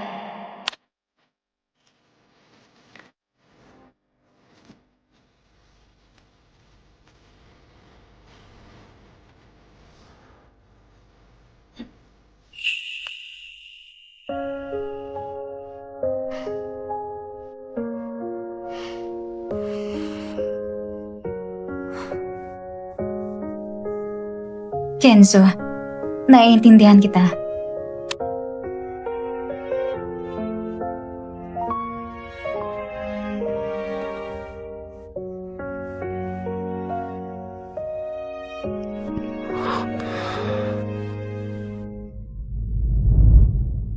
Walang reaksyon. Walang reaksyon. Walang reaksyon. Walang reaksyon. Bakit? Bakit walang reaksyon? Dahil sa mga binti kong ito, nawala ng silbi. Naging tao kong palaging kinakailangan ng tulong sa lahat ng bagay. Kapag nagkamali ako, hindi na ako pinaparusahan ni Kuya. Sakin, para akong dayuhan. Hindi na ako tinuturing ng bahagi ng Kin. Kaya bakit? Bakit ko pa pinaprotektahan ng Kin?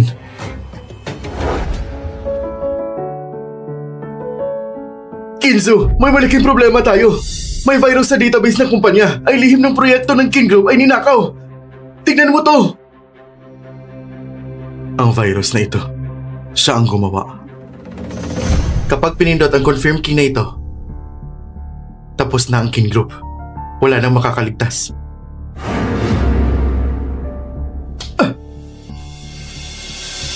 Ano bang ginagawa mo? Dapat, ako nagtatanong sa'yo.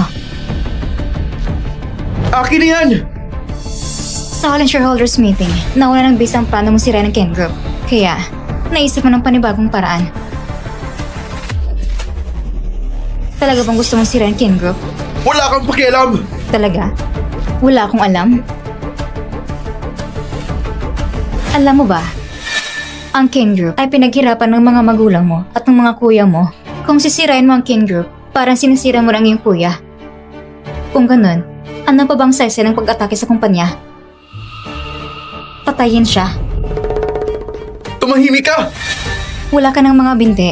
Galit ka sa mga tao na itinatanggi ka parang mahina at marupok na bagay. At ang pinagmumula na yung paghihirap ay yung kuya. Patayin siya. Iyon lang makapapag-alis na yung sakit. Bakit? Ayaw mo pang gawin ito? Tutulungan pa kita.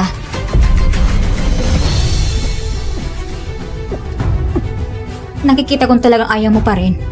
Tama rin, naalala ko, sinabi mo, mas karapat dapat ka kaysa kanino man na maging bahagi ng Ken para sa iyong kuya na nakaisakripisyong buhay mo. Sa katunayan, ikaw ang pinaka-importante sa Ken at pinakakalinga sa iyong kuya. At alam mo rin sa sarili mo, ang iyong kuya at sila nagmamamadali at nag-iingat dahil sa pagkakasala. Dahil natatakot silang masaktan ka. Pero kaya talagang iniisip mo. Pero hindi mo sinasabi. At inasahan mo pang malalaman nilang iniisip mo.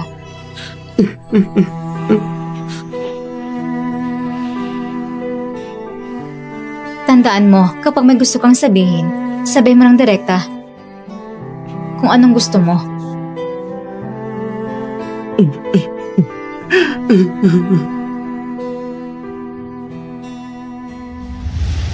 Minsan, ang sobrang pagkakasala at pag-iingat ay nagiging sakit para sa kanya.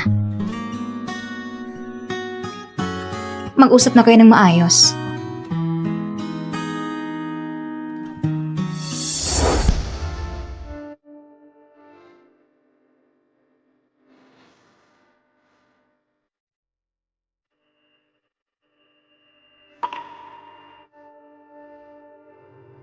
Kumusta ate?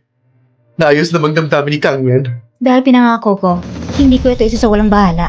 Ikaw na talaga ate! Ikaw na ang pinakamahusay! Pinakamahusay na ate sa buong mundo! Kung magsasalita ka, magsalita ka lang. Huwag ka lang magulo.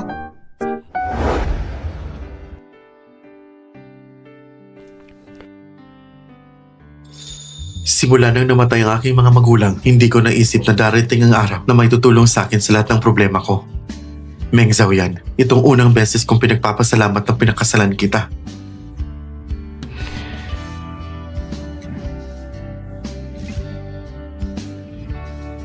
Sa nangyari ngayon, salamat sa iyo. Ikaw, gusto mo na naman akong gantimpalaan? Anong gantimpalang gusto mo? Kung ganoon, sa oras ng diborsyo, maglang ka ng mas malaking bagay ng ari-arihan para sa akin. Pinag-iisipan mo lang ang diborsyo. Kung gusto mo ng ari-arian, hindi mo na kailangan maghintay ng diborsyo. Pinaalalahanan kita. Karapatan ng asawa na gastusin ang pera ng asawa ay ganap na tama.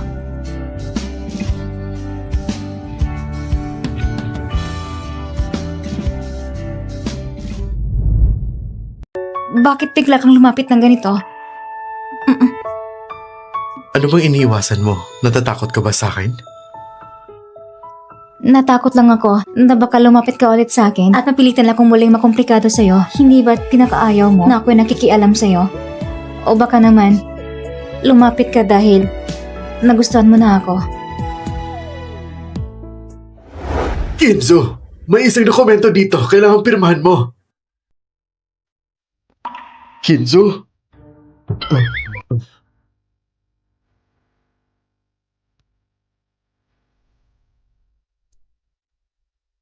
Assistant Xiao, may girlfriend ka ba? Meron naman. Kahit abala sa trabaho, may oras ka pa rin para magkaroon ng girlfriend? Kenzo, hindi mo ba planong i-assign ako overtime ulit? Sobrang dami na ng trabaho ko. Sobrang taas na rin ang workload ko. Hindi ko na nakakasama ang girlfriend ko. Hindi ko balak i-overtime ka. Gusto ko lang itanong, mahal mo ba ang girlfriend mo? Siyempre, mahal ko siya.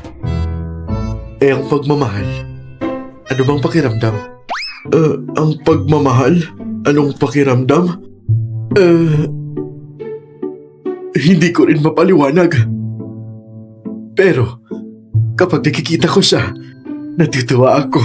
Kapag hindi ko siya nakikita, naiisip ko siya. Kapag may nangyari sa kanya, labis akong nag-aalala. At saka, lagi kong gusto na kasama siya. Lagi kong gustong kasama siya. Meng Zhao yan. Kenzo, may isa pa akong bagay. Kapag sinasabi ko ang nararamdaman ko, ang taong iniisip mo sa isip mo, ibig sabihin, maaring gusto mo rin siya.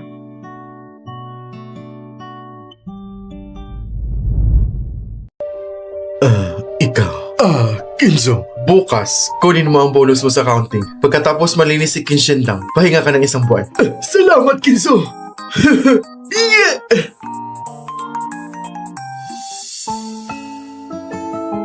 Ngayon, si Meng Zhao yan, puro divorce ang iniisip. Kailangan ko siyang pigilan sa ideyang yon at mapasigla muli sa akin. Dati, mahilig siya sa mamahaling gamit. Gusto ang pinakabagong Hermes na bag. Siguro, magugustuhan niya to. Ate, hindi ko alam kung anong gusto mo, kaya binili ko na lang lahat ng iba't ibang bagay. Lahat ito ay regalo para sa akin? Salamat sa pagtanggal ng bigat sa puso ko. Hindi yung malaking bagay. Walang dapat ipag-alala. Kung alam ko lang, dapat binili ko na lahat ng bag sa tindahan ito. Lahat.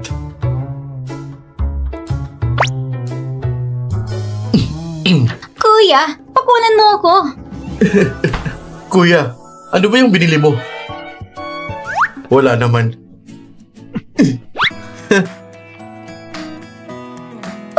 Hindi ba't Hermes to? At bagong modelo pa. Ito ba para sa akin? Kuya, bumili ka ng bag para kay ate?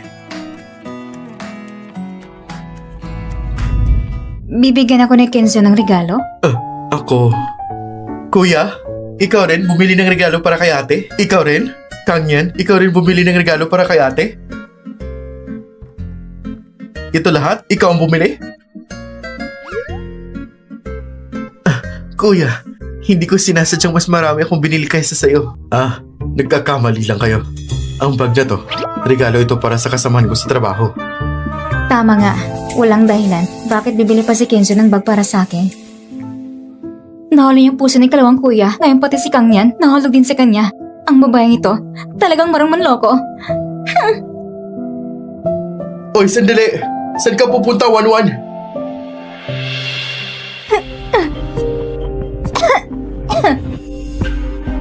Menzo yan? Ayoko sa'yo! Noon, sinadya mo lumapit sa akin. Para gamitin ako at lapitan ng kuya ko at ay planong kapamagan sa kanya. Ngayon, nahuli mo pa lahat ng tao sa pamilyang Ken. Ako, ayoko sa'yo!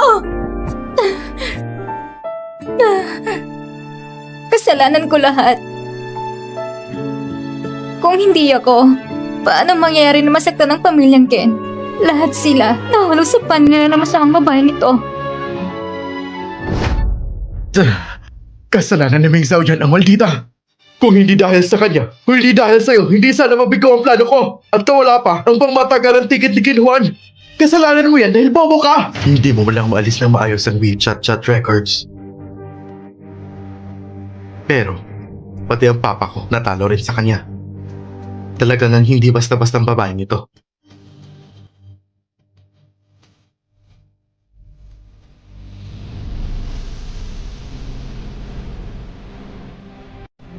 Tignan mo, sino yun?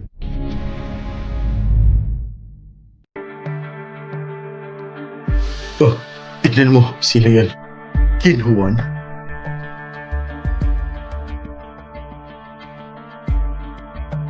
Oh,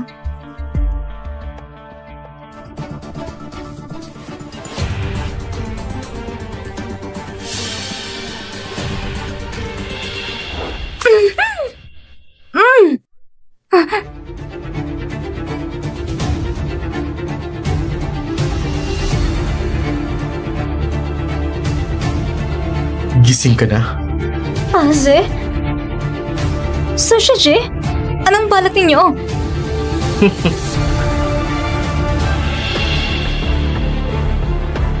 Hindi siya sumasagot. Hindi rin natin alam kung nasan siya. Talagang nakaka-stress. Kuya, siguradong walang mangyayari sa kanya, hindi ba? Tumahimik ka nga. Mr. Kin, dinala nila Aze at Shushiji ang kapatid mo sa abandona ng warehouse ng Kin family. Si Shushiji at Aze, ang dalawang tarantadong to, nandito pa rin para guluhin ang pamilya natin. Kuya, dali na, ililigtas na natin si ate. Ang abandona ng warehouse ng Shu ay sakop ni Kinlaw. Kahit nasa bilungguan siya, ang lahat ng alarm at surveillance na iniwan niya sa warehouse ay aktibo pa rin. Kung dadalhin ko ang mga bodyguard ko, masyadong marami. Agad itong mapapansin ni Shushiji. Pero kung kakaunti lang, baka hindi sapat din. Laban sa champion na si Shushiji sa Santa. Ano ngayon ang gagawin natin? Panoorin lang ba natin na inaabuso si Wanwan? Walang paraan para iligtas siya? Ako nang pupunta. Anong balak ninyo? Kasama ang papa ko, pinagplanuhan namin ito ng maraming taon. Halos makuha ko na ang Kin Group. Kung hindi dahil niloko tayo ng kuya mo, syempre, babawiin ko ang lahat ng sa akin. Ang Kin Group, hindi sa'yo. Ito'y para sa pamilya Ken. Para sa kuya ko. Mga hayop kayo! Kayo sa pamilya niyo, ang alam niyo lang, ay kumain, uminom at magpakasaya. May nagawa ba kayo para sa Kin Group? Ha? Bakit dapat ikaw ang may Kin Group? Huwag mo na siyang pakialaman. Putulin mo na lang ang isang daliri niya. At ibigay kay Kinzo. Kung tinatanggap pa rin siya bilang kapatid ni Kinzo, may makukuha tayong benepisyo. Aze, ang lupit mo naman. Sa ex mo, ganun ka kalupit? Aze, bakit mo ginawa to sa akin? Pinahal kita ng matagal. Bakit ka nakipagsabotan sa kanya para saktan ako? Sino bang nagpaiwan sa'yo sa akin? Kung ikakasal ka sa akin at naging bahagi ako ng Kin family, gagawin ko ba sa'yo to?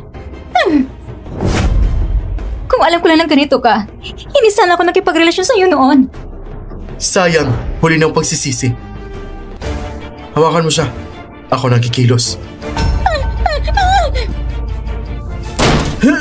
May dumating. May dumating. Bantayan mo siya. Titignan ko lang kung sino. Sige.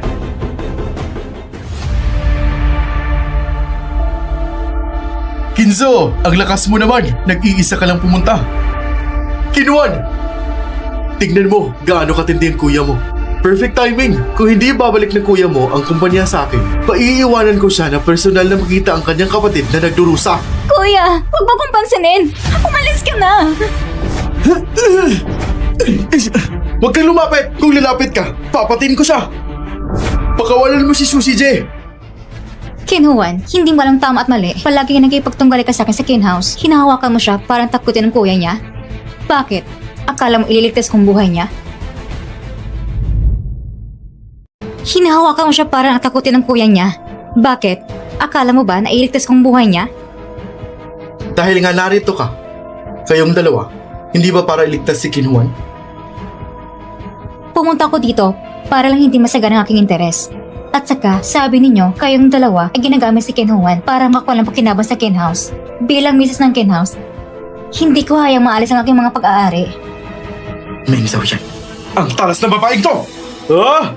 Kinsong, hindi niya iniintindihan kapatid mo. Ikaw ba? Wala ka rin pakialam? Ano ba talagang gusto ninyo? Meron akong 15% share sa kumpanya. Gusto kong ibigay mo sa akin yun. Hindi mo hawak ang kapatid kong babae. Ngayon, inaapakan ka na ng misis ko. Wala kang anumang laban. Ano bang pananakot mo sa akin? Parang iniisip niya sa akin, pinaghiwalay sina Sushiji at Aze. Umayos ka! Tama. Si Kinuan ay nasa kamay ko. Maaaring isa lang ang kunin ko ng pakinabang at umalis. Kinzo! Ganun! Gusto ko lang ng 10% ng shares. Ibigay mo agad sa akin at bumili ka rin ng ticket papuntang abroad. Garantisado kong palalayain si Kinuan tapos aalis agad at hindi na babalik. Aze, bakit ka tatakbo mag-isa? Aze, bakit ka tatakbo mag-isa? Biniliktad ka na ni Madam Kin. Ano bang magagawa ko? Tingnan mo ang sarili mo, galing ka sa laban at ang pagkatao mo, isa ka talagang basura. Nakipagkolab ka sa sanggago. Ngayon, wala ka nang makukuha. Aze, kung tatakbo ka mag-isa, maniniwala ka ba? Isasama kita sa kamatayan! Biniliktad ka na ni Madam Kin. Tulad ng sabi niya, isa ka talagang basura! Putang ina mo!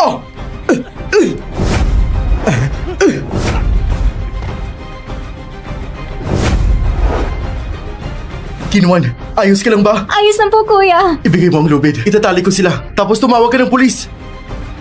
Mag-ingat ka. Mag-ingat ka! So yan! Ate!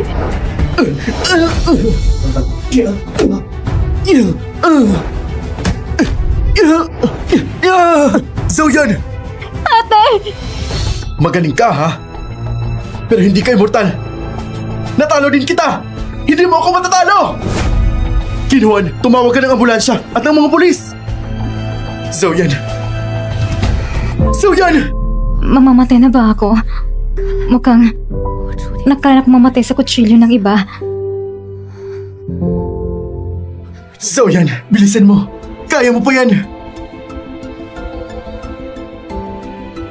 Hindi pwedeng pumasok ang mga kamag-anak.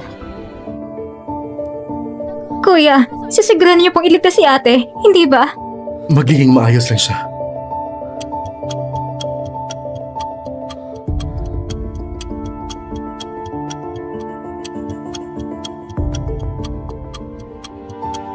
Kuya.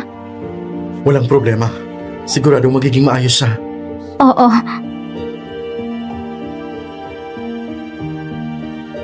Doc, kumusta na siya? Ligtas na ang pasyente sa panganib sa buhay, pero hindi pa siya gising. Sandali na lang, pwede na kayong pumasok para makita siya. Salamat, Doc. Kuya, ayos na. Ayos na. Kasalanan ko. Kung hindi dahil sa akin, hindi sana naging ito si ate. Kinuan, umuwi ka na muna para magpahinga. Ako ang magpapantay muna sa ate mo. Pero gusto ko rin. Makinig ka. Kuya, kung magising si ate, kailangan mo sabihin sa akin.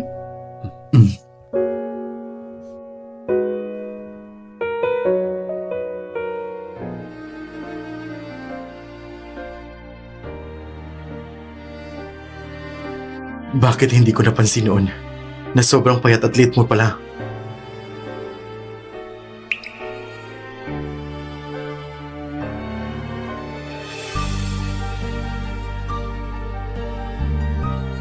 Zhao Yan, hindi ko rin pala magagawang lahat. Kasalanan ko. hindi ko maprotekta ng sarili kong kapatid. Kailangan mo pang kumilos palagi. Pagising mo, may sasabihin akong mahalaga sa'yo. Gusto kita. Huwag na tayong maghiwalay. Zaoyan, gumising ka na. Gising ka na. Gising ka na. Kumusta? Masakit ba sugat mo? Kung masakit, huwag mong tisin. Ang lakas mong humawak. Ang sakit. Pasensya na. Kenzo, masaya kong nakita ka. Zaoyan, may sasabihin ako sa'yo. Huwag na nating... Ate! Kuya! Ate! Ha? Ate! Gising ka na! Ate! Gising ka na! Ate! Kumusta ka na? Ayos ka lang ba? Masakit pa bang sugat mo? Wala na. Ayos lang! Mabuti naman! Sobrang sakit sa amin na makita ka nasaktan! Oo ate, mas mabuti pang ako nasaktan kaysa sa'yo. Huwag kayong mag-alala. Talagang ayos lang ako. Kailangan mong gumiling agad. Ang hirap palang magpahayag ng nararamdaman. Kenzo, ayon sa utos ninyo, nakipag-usap na ako sa abogado. Isusuko namin sila Shushije at Aze sa kasong sadyang pagpatay. Mabuti. Dapat nilang pagbayaran ang pinakamapinsanang kaparusahan. May isa pang bagay. Sa susunod na linggo, may auction ng antigong kagamitan sa lungsod ng Beijing. Naaalala ko, sa pagkakataong ito, ang bida sa auction ay ang bagong inilabas na Shangxi Jade Pendant, hindi ba? Tama! Shangxi Jade Pendant, simbolo ng walang hanggang pag-ibig. Ang kahulugan ng pendant na ito ay perpekto para sa panliligaw. At sa auction na ito, ang taong palaging humahadlang sa akin ay malamang ay hindi lalabas. Sasamahan ko ang misis ko. Ihanda mo na ang kanyang gown. Opo.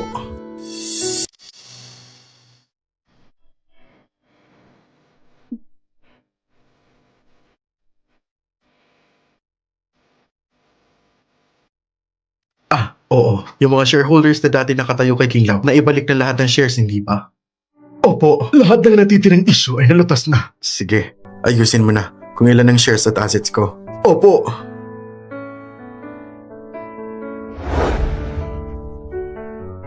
Hindi pa tayo maghihiwalay sa ngayon. Kailangan pa ng Gin family ng maraming aayusin. Sige, kapag naging stable ng kumpanya, maghiwalay na tayo. Sabi ni Assistant Shaw kanina, lahat ng problema sa Ken Company ay nalutas na, kaya mukhang gusto na makipag-iwalay sa akin ni Kenzo. Kung totoong maghiwalay kami, medyo malulungkot ako, ngunit mabuti naman siyang tao. Bahala na, hindi maganda kapag pinipilit. Isa lang itong kwintas. Sapat na itong paniligaw, may sincerity pa. Kung idadagdag ko pang lahat ng yaman ko, dapat sapat na. Teka, ako na. Hindi na kailangan, likod ko lang ng sugatan. Ayos lang naman ang kamay ko. Malit ang bagay lang ito, kaya ko na itong mag-isa. Asawa ko. Huwag mo na akong tanggihan.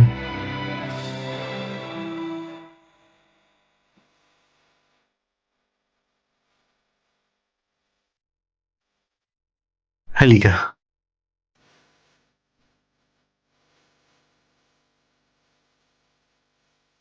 Bakit hindi ko napansin dati na ang ganda mo pala?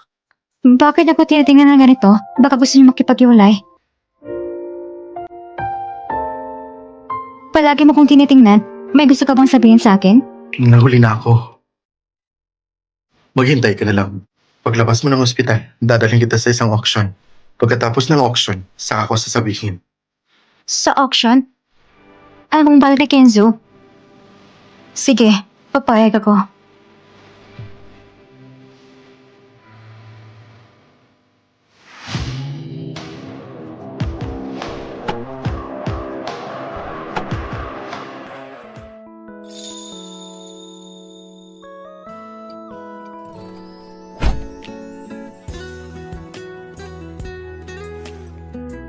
Ang ganda mo ngayon.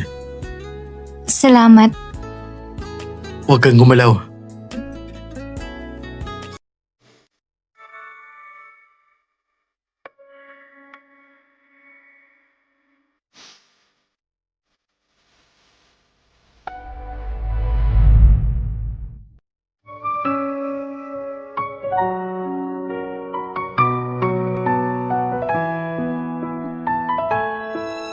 Ang buhok mo. Dumikit sa labi mo. Yung ganitong pakiramdam ng kaba, nandito na naman. Mas mabuti siguro kung makipagwalay na ako malayo kay Kenzo para mawala ang kaba. Tara na.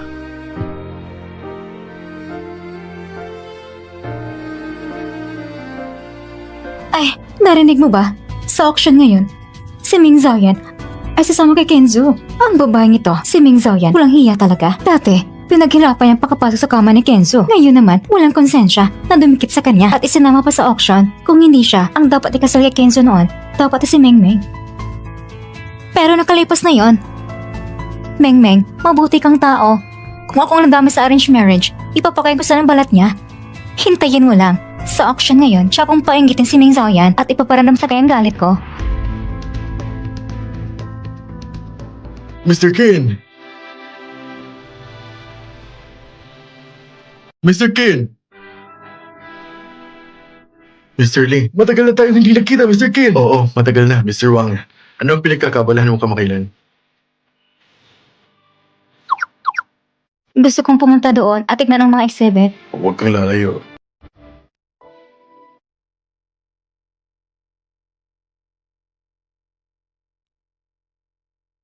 Bakit parang pare-parang mga exhibit na ito? Nasaan mga gamit ng pamilya ng general? Ang siyang si jet pendant. Ito ay binigay ng aking ama sa aking ina. Tanda na ka ng pagmamahalan. Hindi ako maring nagkamali. Ang mga bagay na ito ay mula sa pamilya ng general. Bakit ito napunta rito? Baka ang mga bagay sa mundong ito ay may kaugnay sa aking mundo. Anong koneksyon nila?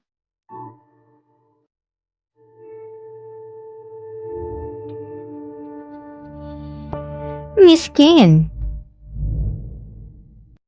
Miss Ken, nakikita ko kung gaano ka seryoso sa pagtingin sa mga exhibit na ito. Siguradong marami kang alam tungkol sa mga antigong Jedi, ba? Ikaw ang misis ng pamilyang Ken. May karasan at alam ng marami. Ang mga bagay na ito ay mga bagong tuklas na kayamanan kahit ang mga historiador at hindi rin ito malalaman ni Ming Zhao yan. Pero batay sa pagkakilala ko sa kanya, ayaw niyang mapahiya kaya siguradong magsisinungaling siya. Sasabihin kilala niyang mga ito kaya huwag mo na ipagdalawang isip. Mrs. Ken, ang mga antigong Jade na ito ay may mahabang kasaysayan. Tanging ang tunay na mayamang pamilya o may pinag-aralan ng pamilya ang nakakaunawa ng mga ito. Mrs. Ken, matagal na kayo mag-asawa ni Mr. Ken, kaya normal na hindi mo palubos na nauunawaan. Ang mga bagay na ito, talaga mo medyong may alam ako. Oo, talaga ba? Kung ganoon, Mrs. Ken, dahil alam niyong mga ito, bakit hindi ikwento sa amin kung saan nanggaling ang mga ito? Oh, Ginoong Wang! Nandito na pala kayo! Narinig ko na matapos ninyong matagpuan ang mga Jade na ito, palagi ninyong pinag-aralan ang kanilang pinagmulan. Kumusta na ang mga progreso ninyo? Natagpuan ko na ang kabuuan ng kaalaman tungkol sa mga Jade na ito. Pagkatapos ng auction na ito, ipapaliwanag ko ng mabuti sa lahat ang pinagmulan ng mga Jade na ito. Sige! Kung ganoon, Mrs. Ken, dahil alam niyong mga ito, bakit hindi ikwento sa amin kung saan nanggaling ang mga ito? Bukod sa akin, may iba pa palang nakakaalam ng pinagmulan nila. Mrs. Ken, sabihin niyo na, palagi niyo itinatago, hindi ba maaaring hindi niyo talaga alam ang mga antigong ito? At para mapanatili ang reputasyon, sinusubukan niyo nilangin kami?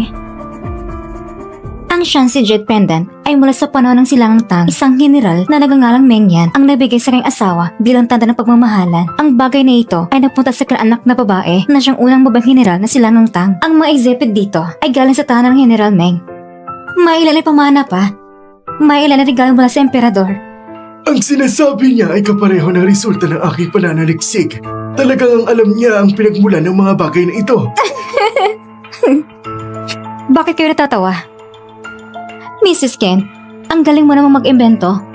Ang mga Jade na ito ay bagong natagpuan ng kamakailan. Wala pang nakakalam sa mundong ito kung saan sila nagmula. Pero ikaw, alam mo pa rin. Kami naman, puro-puro lang mga sinasabi sa'yo. Pero ang tapang mo namang magpanggap.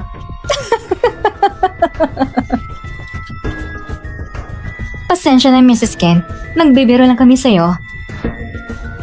Hindi ko akalain, ikaw pala ay mag-iimbento ng ganitong kwento. Para lang mapanat lang yung reputasyon. Sino may sabing nag-iimbento siya? Mr. Wang, Hindi siya nagsisinungaling. Ang lahat ay sinabi niya ay totoo. Ang mga Jade na ito ay talaga namang galing sa kamay ng unang babaeng general sa Silangang Tang. Imposible! Sa wakas, talaga namang alam ni Mrs. Kim kung saan napuntang mga Jade. Kung ganoon, paano pala nagawa na katatawanan at pagdududa sa kanya? Siguro, gusto na nila mapahiya si Mrs. Kim. Pero nangyari, sila pang napahiya. Mrs. Ken, paintulutan yung humingi ako ng tawad sa inyo para sa aking mga kaibigan. Hindi na sinasadya na saktan kayo. Ikakwenta ko ba na si Ming Zhen pumigil sa akin na mapangasaw si Kenzo? Pero si Kenzo ay hindi naman pumapayag nun sa kasunduan. Hindi na bale. Hindi ko papayagan na tingnan ako ng beto sa mata ng iba. Pero noon, ako at si Mr. Ken ay malapit na magpakasal. At si Mrs. Ken, bigla na lang siyang umaki sa kama ni Mr. Ken. Hindi makapaniwalang kaibigan ko. Sila ay pinagtatanggol lang ako. Anong kasunod sa pagpapakasal? Wala akong anumang alaala tungkol doon. Ang pagpapakasal ni Mrs. Ken kay Mr. Ken ay isang maling akala. Dito, narinig ko na hindi ko akalain si Mr. Ken at Miss Sue ay malapit na magkasunduan. Ang ginagawa ni Mrs. Ken ay para bang pinaalis ang tunay na may karapatan. Kaya't ang kaibigan ni Miss Sue ay tutol kay Mrs. Ken. Kung kaibigan ko lang naloko, hindi ko na siya palalagpasin. Mrs. Ken, talaga namang hindi na kita sinisisi noon. Gusto ko pa rin kayong pagpalain ni Mr. Ken. Pero gusto ko rin patawarin yung kaibigan ko sa pagtatanggol sa akin. Hanggat hindi ipinapakita ni Kenzo na ikaw ang kabit, magpapatuloy na itong pangungutya. Ngunit si Kenzo ay galit sa'yo. Paano niya maiwas ang sitwasyon? Hindi mo pwedeng pakialaman ng misis ko.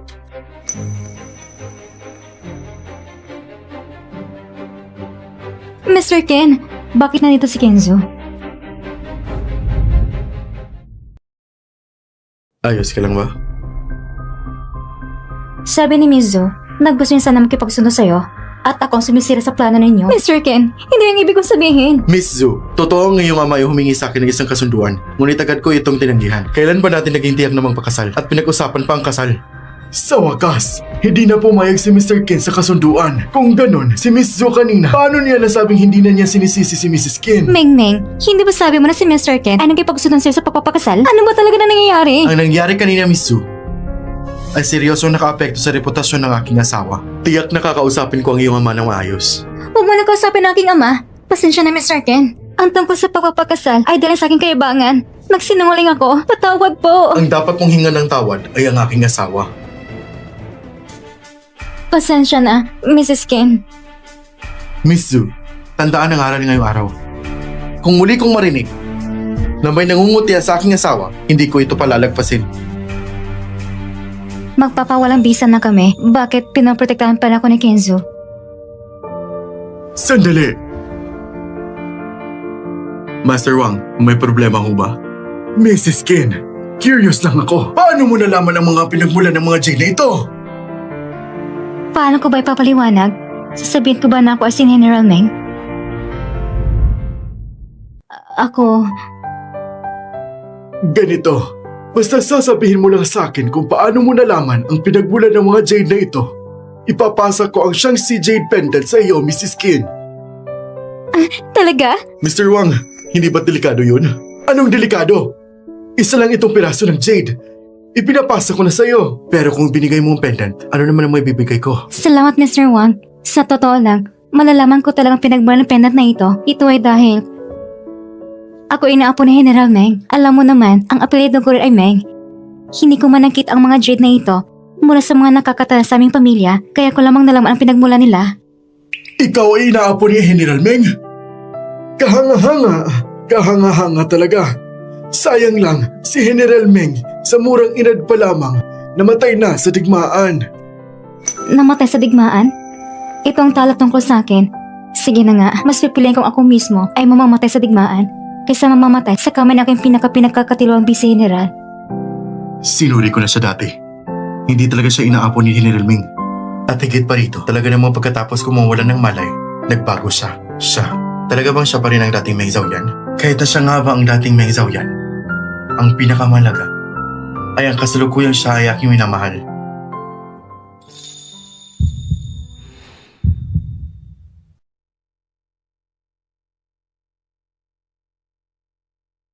Isang linggo akong naghintay para lamang gamitin ang pendant na ito sa pagpapahayag ng aking damdamin. Ngayon ay nauna na ang matanda sa pagbibigay nito. Hindi na pwedeng maghintay. So yun.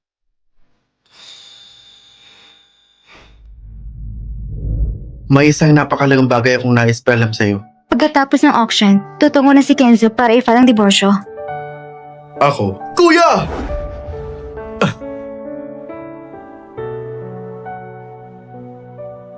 Sundan mo ko. Xiaoyan, Alam ko, natapos na lahat ng problema sa Ken family. At gusto mo makipag-iwalay sa akin. bakit mo iniisip yan? Ano? Ano diborsyo? Kuya, bakit mo naman gusto makipaghiwalay? Napakabait naman ni ate. Tama kuya, kakatapos lang niya iligtas ang kapatid natin at nais mo na siyang iwan. Sobra ka na! Tama, kuya. Kahit ang ginamit niya ko dati, galit ako noon. Pero ngayon, napagtanto ko na, talaga namang iba na si ate. At siya tumulong sa ating pamilya Ken sa napakaraming bagay. Kaya huwag mo na siyang iwan, ha? Hindi ko... Kuya! Kung iiwan mo si ate, sumaman lang kami sa kanya. Kami rin! Sasama sa kanya! Huwag kayong makialam. Hindi ko pa sinabing... Ate, huwag natin siyang intindihin. Sa huli, tayong pamilya. Kuya, kung talagang maghiwalay ka kay ate, dadalhin mo lang sarili mo. Kayo... Ano ka ba? Hindi ako... Hindi ko sinabi. Sino bang may sabing gusto kong makipag-divorce? Hindi ka makikipaghiwalay? Hindi ko sinabi na gusto kong makipaghiwalay sa kanya.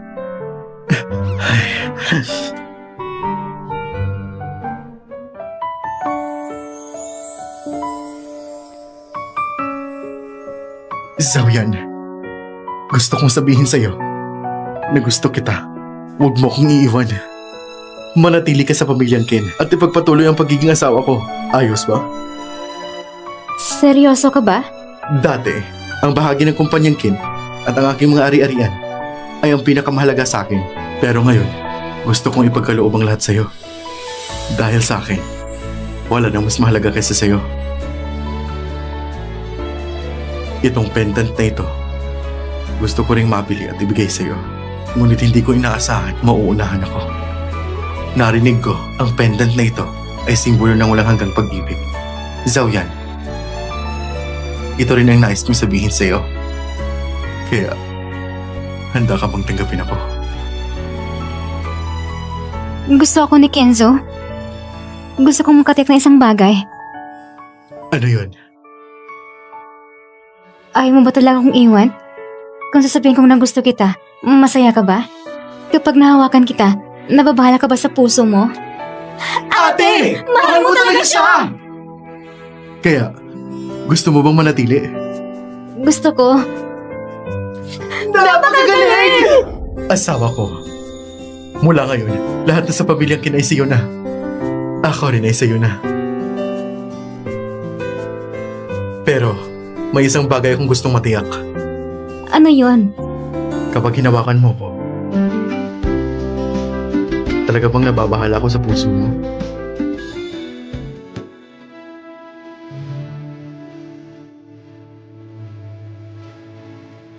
Nakakakilig!